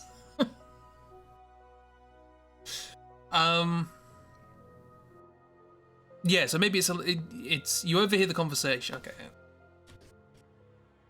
Fliss being a kid. Okay, yeah. Yeah, no, so Fliss isn't a kid, so you can say, so we overhear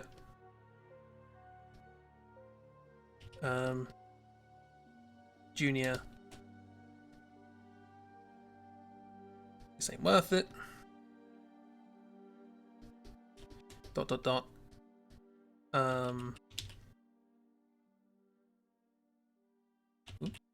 I can spell. Why is it whenever I do these streams I write in capital letters? I never write in capital letters. I've just realised this.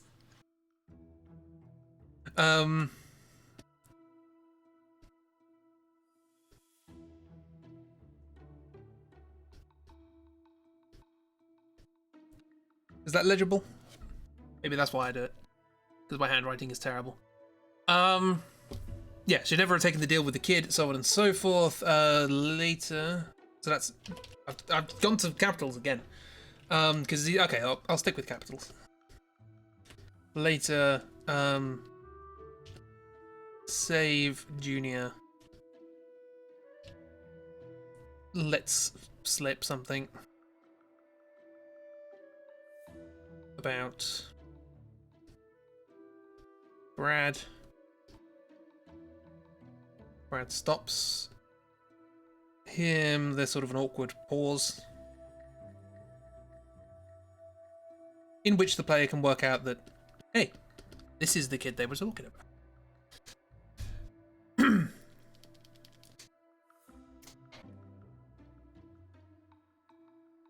Do you know what I'm going to do? I'm going to alternate. Capital, lowercase. That'll be easy to read, right? Okay, so you've got this sort of whole thing going on, and then I guess the outcomes to that could be... You're a madman.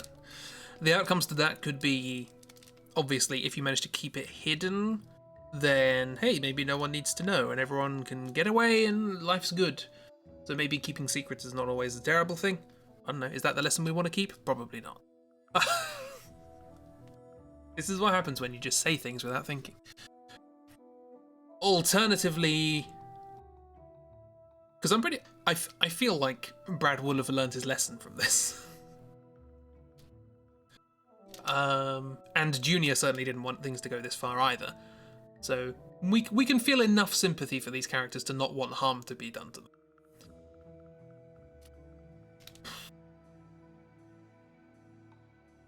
Or the player can be vindictive and kill them. Also, another thing I want, one of my favourite things from Until Dawn, and I'm sure this was deliberate, is that the character who is the least likable is the hardest to kill. I really like that as a mechanic. I feel like we could have something like that, where the ones who are actually nice are probably, you've got to really look after them. And maybe Conrad is invincible. Who knows? Conrad's one of the easiest to kill. I know it seems the wrong way around here. But there you go. Maybe that's just... So we got that. We still haven't sort of looked into... I guess this is a sort of... My writing keeps getting smaller as well.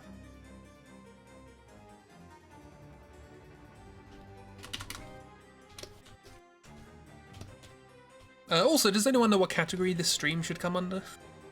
Because we don't have a creative category on Twitch anymore. So I've just put it as just chatting. I guess this is just chatting. I think Conrad should be easier to kill the longer the game goes on and you learn more about him as he grows as a character. Ah, so it is the difficulty with which you can... Or, okay, the ease with which you can kill a character is inversely proportional to how likable they are, but that changes as a function over time. So the more likable they become, the easier they become to kill. That's interesting. I like that.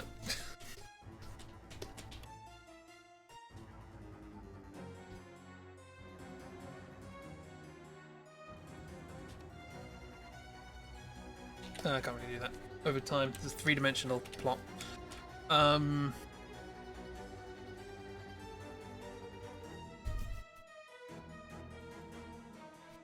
I mean, it just...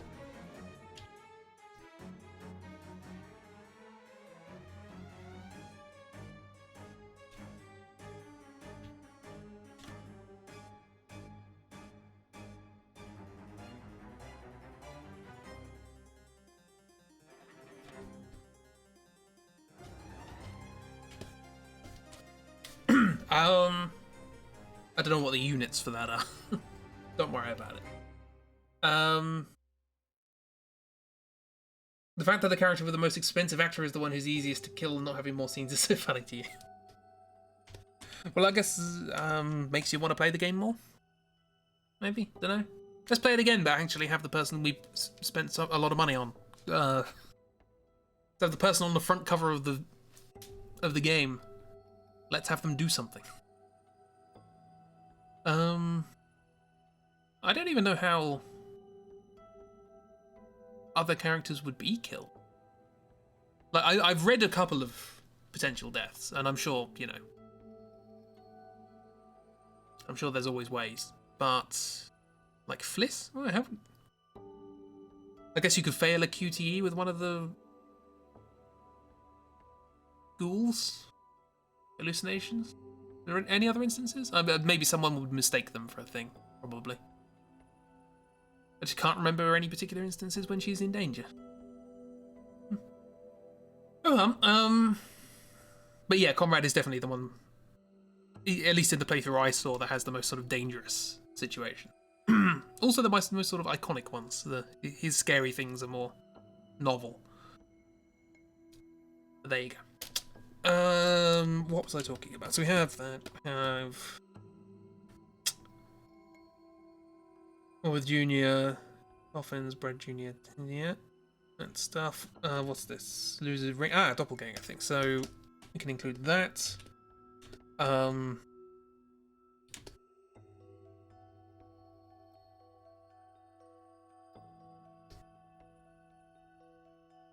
So how would this... The thing is, Julie is the one that's lost the ring. And Alex never had one in the first place. So if we had two Alexes, we wouldn't be able to differentiate them by that because there's no ring involved. But we would if there were two Julias. Maybe it's a trust thing? Maybe it's a thing where, like, Julia early on has the hallucination with two Alexes. And if Alex trusts her that that is actually what she saw, whether he believes that is true or not, but he nonetheless believes that that's what she thinks she saw, then he's more likely to, when he sees that later with two Julias, he'll go, oh, that's the thing. But if he doesn't believe, then maybe he won't look for the clues, or something like that. And then he'll end up killing someone. Possibly, 50-50. So we could still have the two Alexes. But then there's a sort of thing about, does Alex believe what Julia saw? And if he does, then he's more likely to work out what's going on when he sees two Julias later, and if not, he'll take a stab at it, if you'll pardon the expression. If you accept Julia's truth, then you get more clues towards the ring sometimes. Yes, exactly. So sort of a bond between the characters, as it were. Hey, maybe, you know, something interesting happens either way. That's what I want. I want decisions where something interesting happens either way. I think that's an idea. I think that's something worth running with. So Alex doppelganger.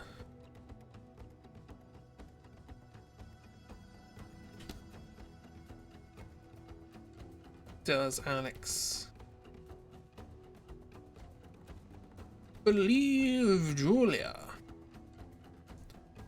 I also really like how during the SSS streams, Julia keeps saying, "Oh my God, Julia's character model is so bad. She's clearly designed to die early because her model is just so bad. I don't know where she would die. It's clearly not designed to die early." In the actual game, the model's just weird. I should point out that this is real Julia saying that about fake Julia. The boat grill I guess, yeah, she can die. Well, she can die in the credits. So, I do that feels like a kind of. I can't imagine playing the game perfectly, except that. So you save everyone, everything's fine, everyone gets out of everything completely intact, and then right at the end, Julia just dies. Because she had a drink and got impatient. That must just be so annoying. Anywho, enough of that. Does Alex believe Julia? Then later, 2 hours later, Julia doppelganger. Because I believe something like this does happen. Or can happen, I should say. Where Alex sees, you know, somebody as something else. But we can tie it into what happened earlier, because that's always a thing you can do in stories. Do you know that? Did you know that's a thing that you can do when writing a story? If you write something earlier in the story, then you can do a callback to it, and possibly connect them via some sort of thematic device. You can do. I know. It's not just like you write page 1 and then you stick it in a filing cabinet, and then you write page 2 and you stick that in a file, and you never look at it. You just publish it immediately. No, you can actually go back and look at things and make connections. Thought it was illegal. I mean,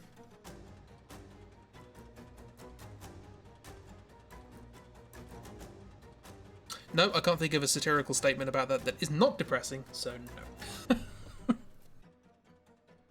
Anywho, Julia Doppelganger, if Alex believed, we're going to be a 18th century poet here. If Alex believed, then looks for clues.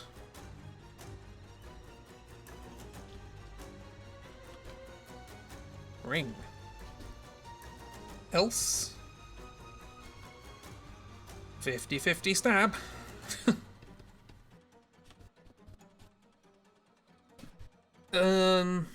Or maybe gets more clues or something like that. So some way of connecting that of, you know, if you,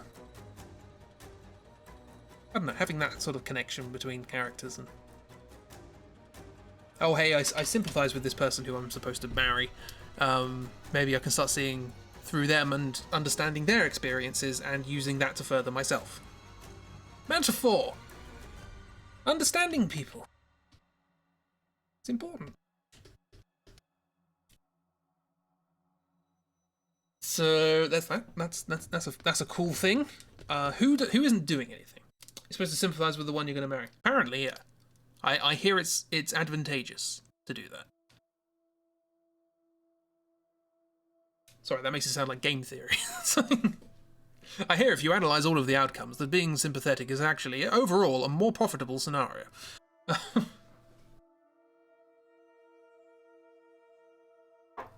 Right. Who isn't doing anything at the moment? We have this whole thing with Conrad. Who'd have thunk it? Oh no. Discovering Conrad's past. So, if revealed to group.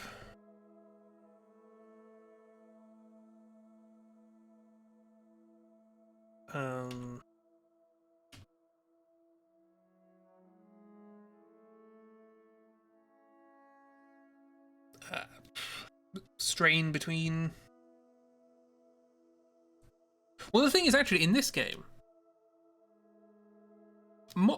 again, maybe this is my memory, but more so than in Until Dawn, you get to choose the character's explicit opinion on something. It's not so much a kind of, you know, here's a situation, how am I going to react to it? But it's more, what do I think about it in this game? You are forming the personality of the character as you go through, so it is entirely possible in this situation you can choose whether or not Julia will be sort of shocked and distanced by the reveal that Conrad is not actually a birth relative, or whether she'll be sympathetic and understand.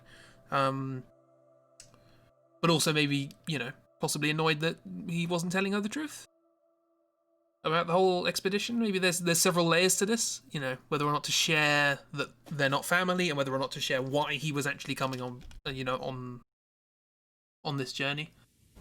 Minor strain or major conflict. Yeah, so it's something. What is Julia more? Maybe that's it. Maybe it's not. You can't decide whether she's fine with the whole thing, but you can decide what thing she's more worried about. Is she more shocked that Conrad isn't a relative, or is she more shocked that Conrad didn't tell her why he was going here, why he tagged along, and how would that affect things later on? How would that?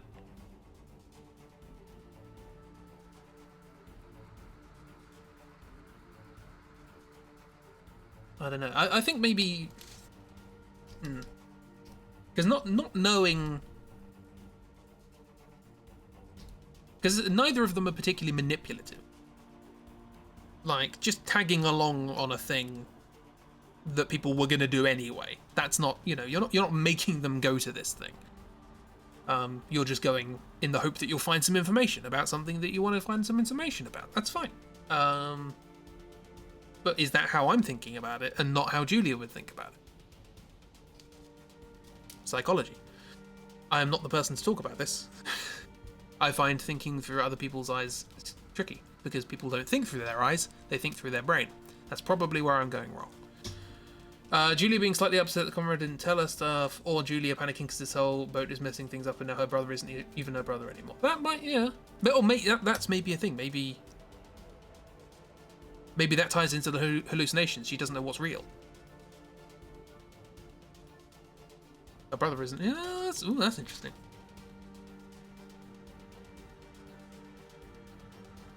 Yeah, okay.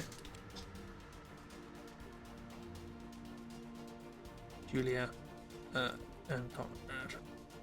Why did I put in the right bracket before I finish writing things? You don't put your full stop the moment you start the sentence, do you? And go, I have to fit this sentence in this gap.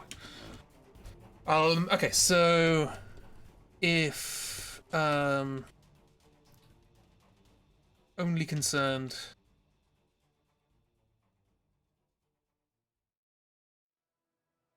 with...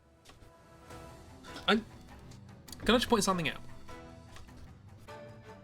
One of the things I wanted to talk about, actually two of them that I wanted to talk about here, were to do with the overall story, were to do with the overall plot.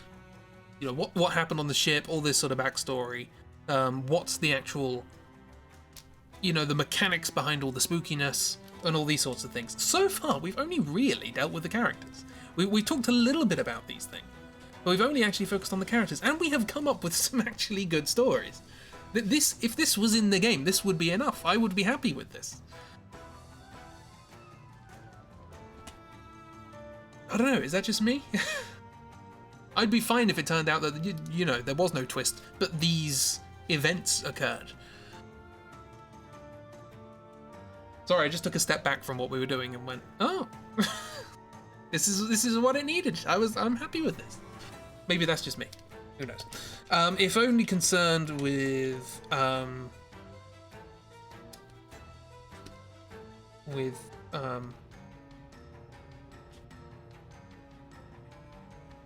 tag along deception.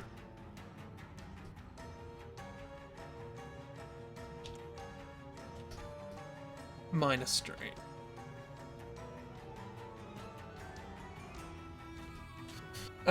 Funny that people want decent character stories and not just a stream of jump scares. Yeah. The real twist was the friends we made along the way. Oh.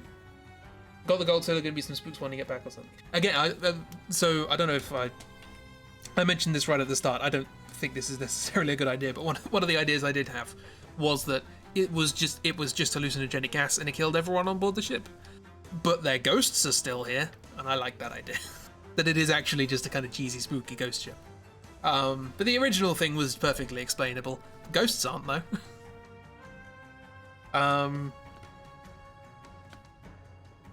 Or is it Ornstein in a box? Who knows?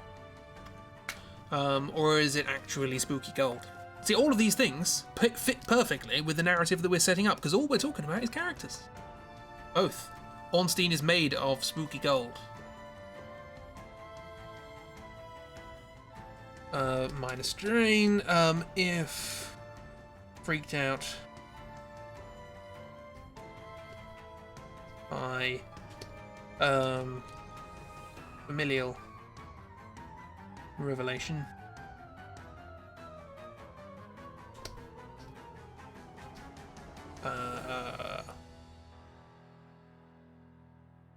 Ornstein was the drug the entire time. But I guess Ornstein's equivalent in Dark Souls 3 is a ghosty sort of thing. The Dragon Slayer armor, it's just sort of possessed armor. So.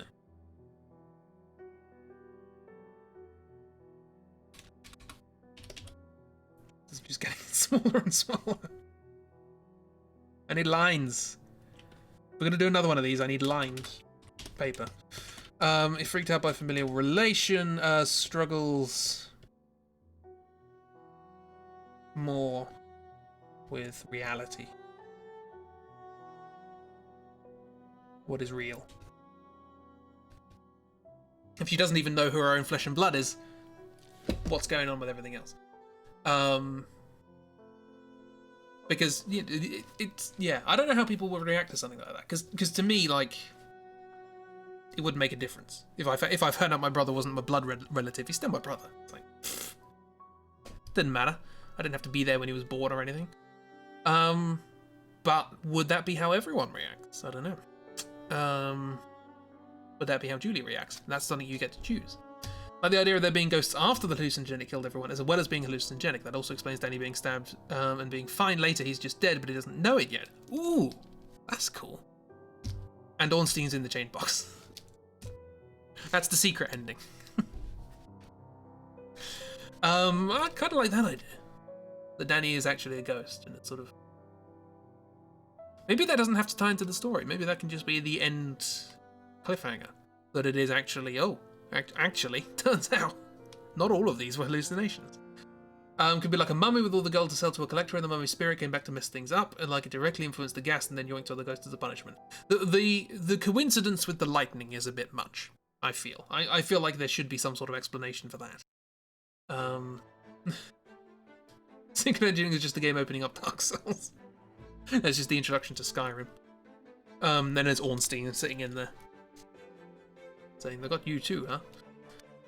Or whatever it is. But yeah, it's something like that. We could have actual Manchurian gold associated to a body in the casket.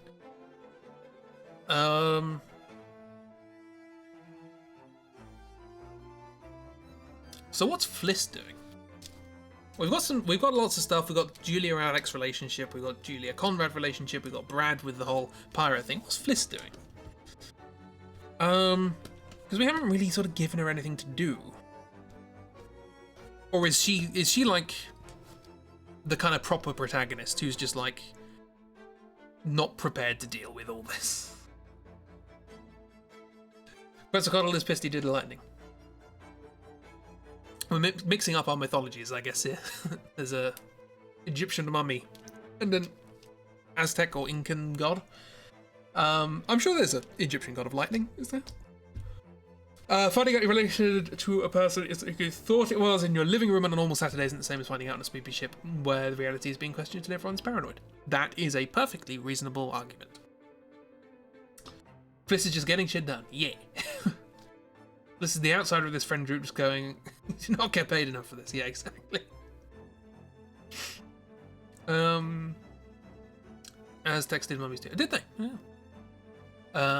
I guess they had some sort of preservation of bodies. Or are you messing up where the gold's from? I have no idea where... Well, I believe we actually ascertained earlier that it is Mancunian gold. So it's from Manchester. I don't think they did mummification there. So...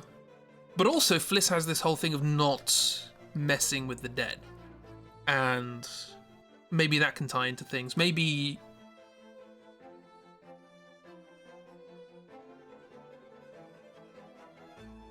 she is how we actually interact with the supernatural element. The oldest man-made mummy is from South America. Oh, you learn something new every day. Fliss has seen spooky stuff before. I think maybe she's more... I don't want it to be... I was about to say maybe she's more susceptible to these things, and the spooky mummy or whatever it is sort of tempting her or something, but I don't want this to be the kind of, oh, the person who knows more about these spiritual things is tempted by the thoughts of the... And she's the person from the island, so the islander has the more mysterious powers, and it's like, that feels a bit dodgy, doesn't it? Fliss is a business owner and experienced sailor and badass. She's superstitious, respectful of the local culture, and most comfortable in herself. These things are all true, and that's why I like her. But I don't want it to be that kind of like, you know, the mysterious savage sort of cliche of like, oh, this is the person from the faraway land, and they have the mysterious power, and they don't know it, and it feels a bit off, doesn't it? Exactly, yeah. So... Maybe that's Conrad. It turns out Conrad is the one who's susceptible to spiritual interference. Of all the people. Turns out he's a medium. Who knew? So yeah, maybe Fliss is she doesn't need. I don't know. Maybe she just has sort of internal debates and doubts, and the player could, if they wanted to, interfere with those and make her do things that she probably wouldn't ordinarily do. But if they don't, she becomes stronger and things are better as a consequence. Maybe it's just the Fliss hallucinates spooky stuff and takes it seriously and starts to attempt to put the ghost to rest. That's an idea. And like maybe other characters are like, no, it's just hallucinations. Don't worry about it. But one time it works. And that's when you find out this isn't hallucinations.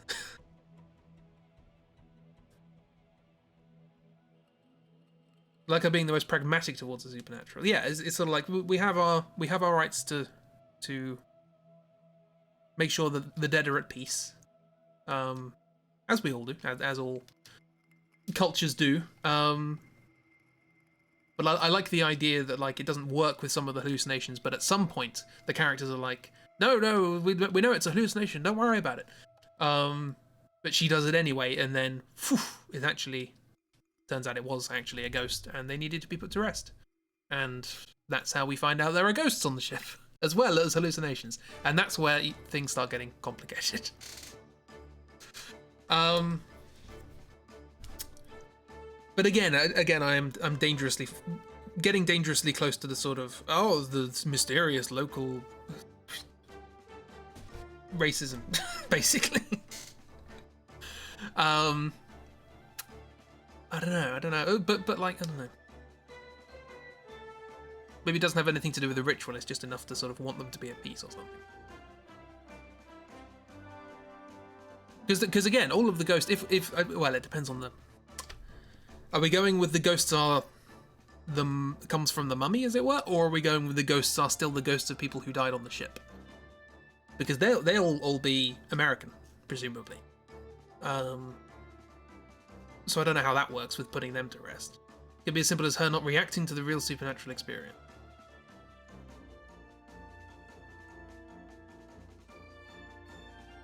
I think less of she's special and more she's a decent person, doesn't want to disturb the dead, and everyone else keeps disturbing the dead. Yeah, maybe, but it's not. I don't know.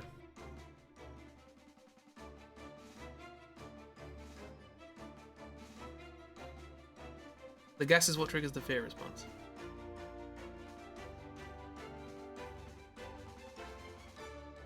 So her experiencing a true supernatural experience would be a lot calmer.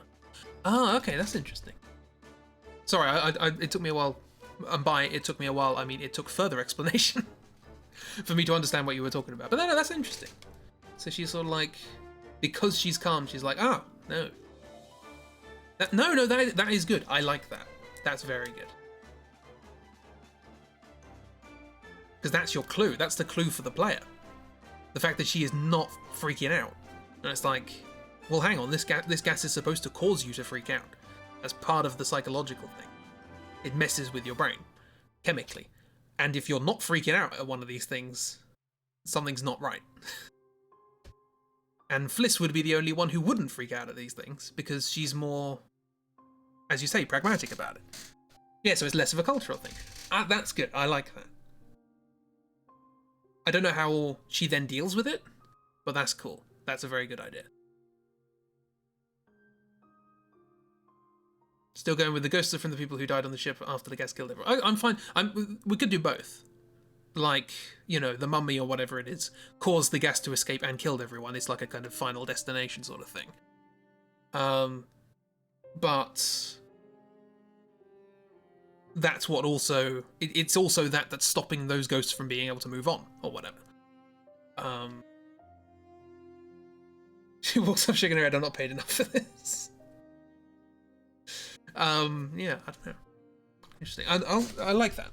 I'll write that down. So Fliss.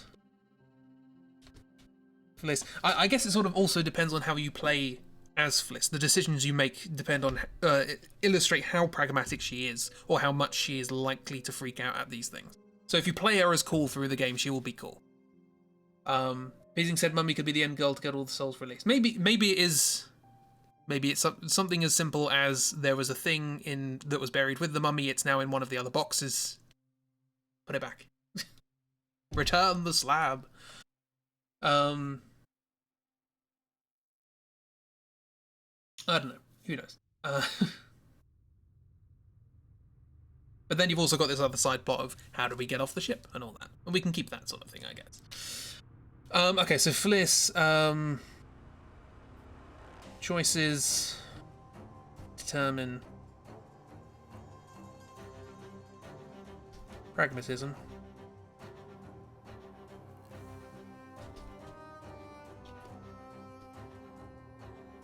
When encountering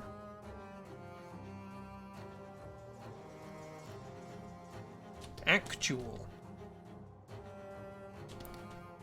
supernatural stuff. I feel like this should be quite late on in the game, because if we're going for this whole, you know, the player learns what the player learns about the hallucinogenic gas, and as a consequence uses that as evidence to work out which of the ones is the real person and all that sort of stuff. We shouldn't confuse it with supernatural at this point. So, hey Christy, how you doing? I had a family thing. I hope it was a good family thing. When encountering actual supernatural stuff, is cool if is cool, then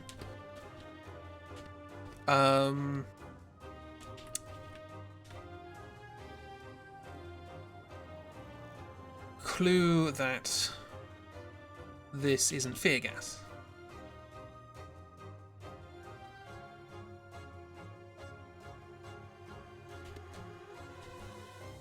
Else freak out.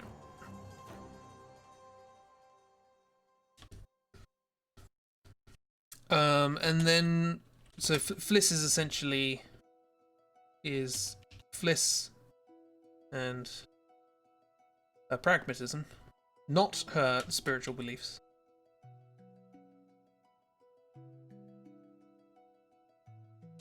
Are key to actually unearthing. Maybe that's how you get the good ending. You can only get the distributor cap or whatever it is by setting free all the spirits. And otherwise, you have to have the military rescue. And bad things happen. Do we want it explicitly a ghost, or do we want a thing that appeases the ghost, also just happens to fix the gas problem? Because gas that makes you paranoid and hallucinate is an actual gas problem in real life. I think we're going for both. And that's the sort of thing, is that's the twist, essentially, is you have the gas and you're like, oh, it's all gas, but then there's the twist of like, oh, it's not all gas.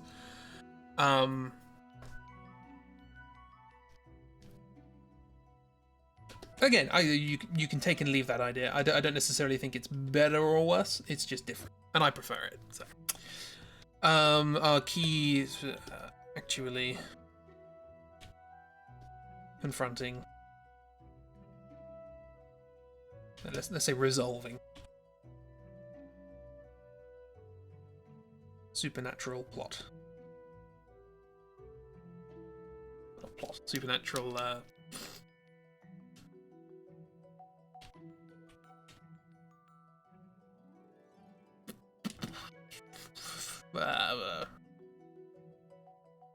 Wibble wobble.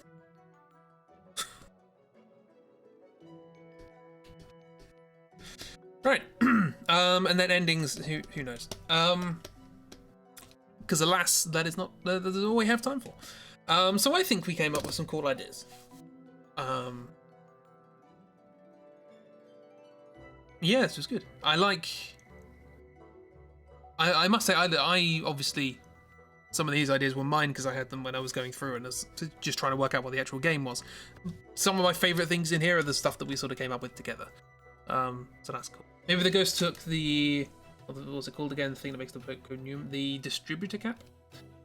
But that's to the mummy because maybe the mummy wants this and set us free, so you need to find the thing the mummy wants. Maybe that was Olsen. Maybe Olsen takes that as like, take this, it's important. And the mummy's like, I don't want that. Good stream, good for the brain juice. Yeah, I like stuff like this. Like I say, I'm not sure how this would go because it's just me writing. Like, is this entertaining?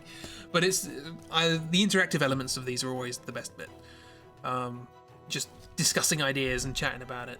These are the sort of things that I wanted to do. I was originally going to do this sort of thing with like other people on the stream, with like multiple voices and stuff like that. But keep it as a sort of smaller, closed thing. And I just thought I've been thinking about this for far too long. Let's just do it with chat, and it's good. It's a good time. What the fuck is this? I don't want this. Actual dialogue by the mummy. Hang on. I can do this. What the fuck is this? I don't want this.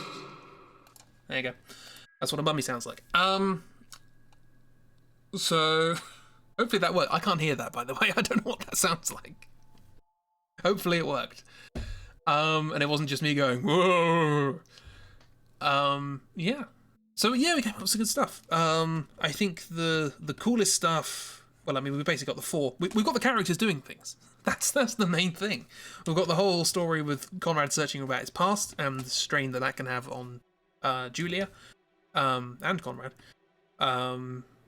There's the whole plot with Brad getting the people in to try and, once we found the place, maybe try and get these people away. But it all goes a bit wrong because Olsen's a bit mad.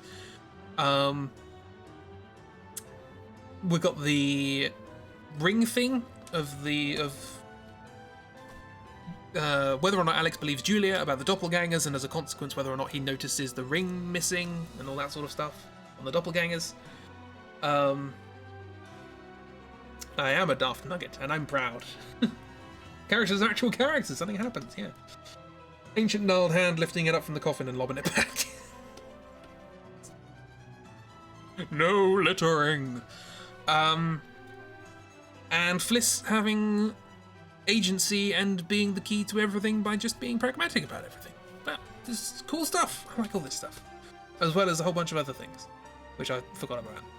There's more stuff, isn't there? There's I can't remember. Probably some stuff in here as well. Still want to know what's going on with that explosion, though.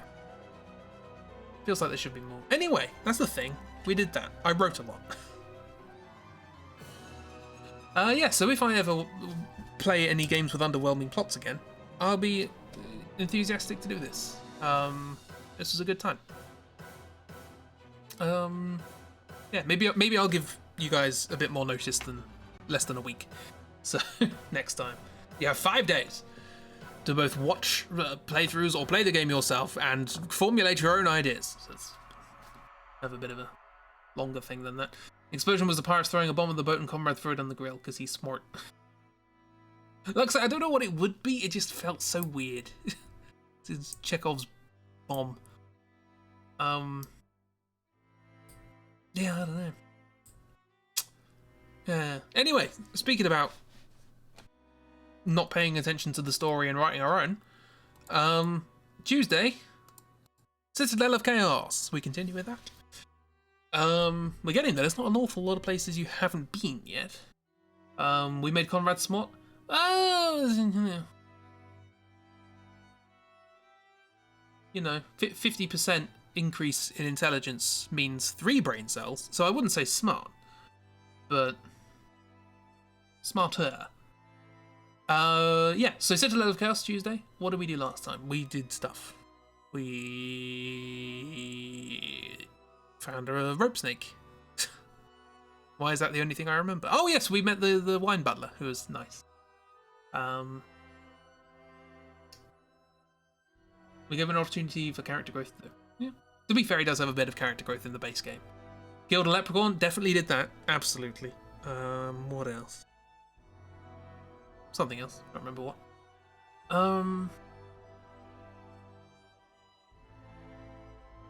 The Srope. The rope adder It's like rope ladder, but not. Anyway, thank you for coming to stream. It's Citadel of Chaos on Tuesday, and then we continue with Castlevania on Wednesday and Saturday, and so on and so forth. He does have better character growth, and it feels like it reverts back to an arsehole when they get back to the boat. Ah, okay. See, I on the playthroughs I've seen, he doesn't. So that's a bit disappointing to know that he doesn't develop. That's annoying.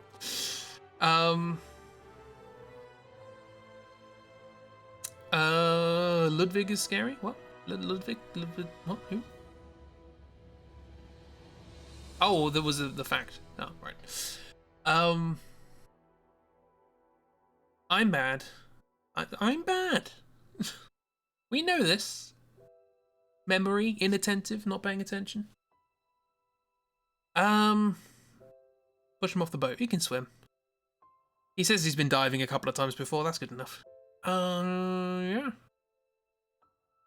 I do want to reiterate just how interesting the ideas we came up with today. I really enjoyed this. I want to do this again, but I don't know what for.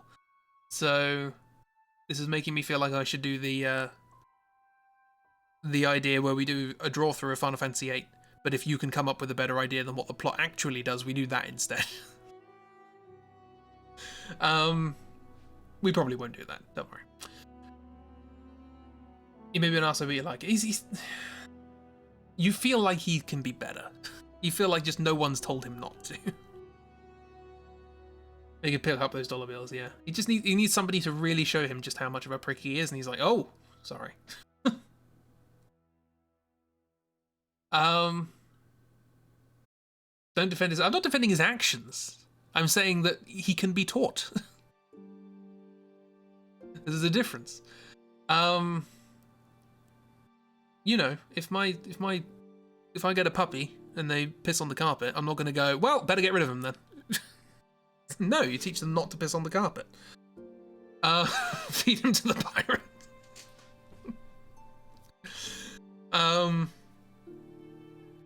Feed the puppy to the dark. No. I'm going to end this stream before there's a full-blown war. People can change. I'm not. Let's end the stream. Have a wonderful time, everyone. Have a great week. For it is a new one tomorrow, apparently. I don't know where this one went. Enjoy yourselves. Be nice and kind. Preferably both, but definitely the latter. As is in my notes below the stream. Look at the rules. You love the actor way too much to hate the character, you guess. See, I didn't know they were a popular actor, hence my heavy involvement of them in the game. In our version of the game. Who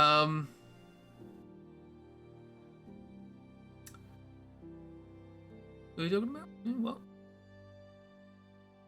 Oh yeah, I forgot about that character. It's been a while, hasn't it?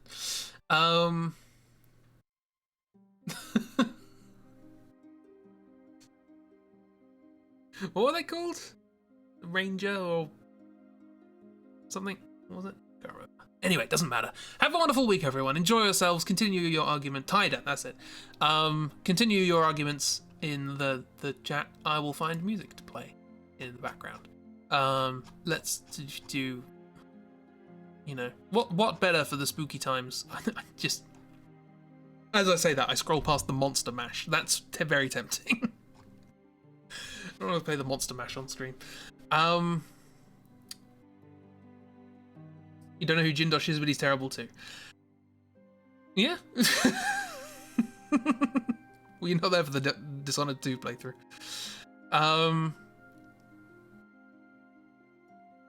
Yeah, that is the point. Chippy does go for the questionable but possible to grow ones. Well, it's Jindosh, I don't know.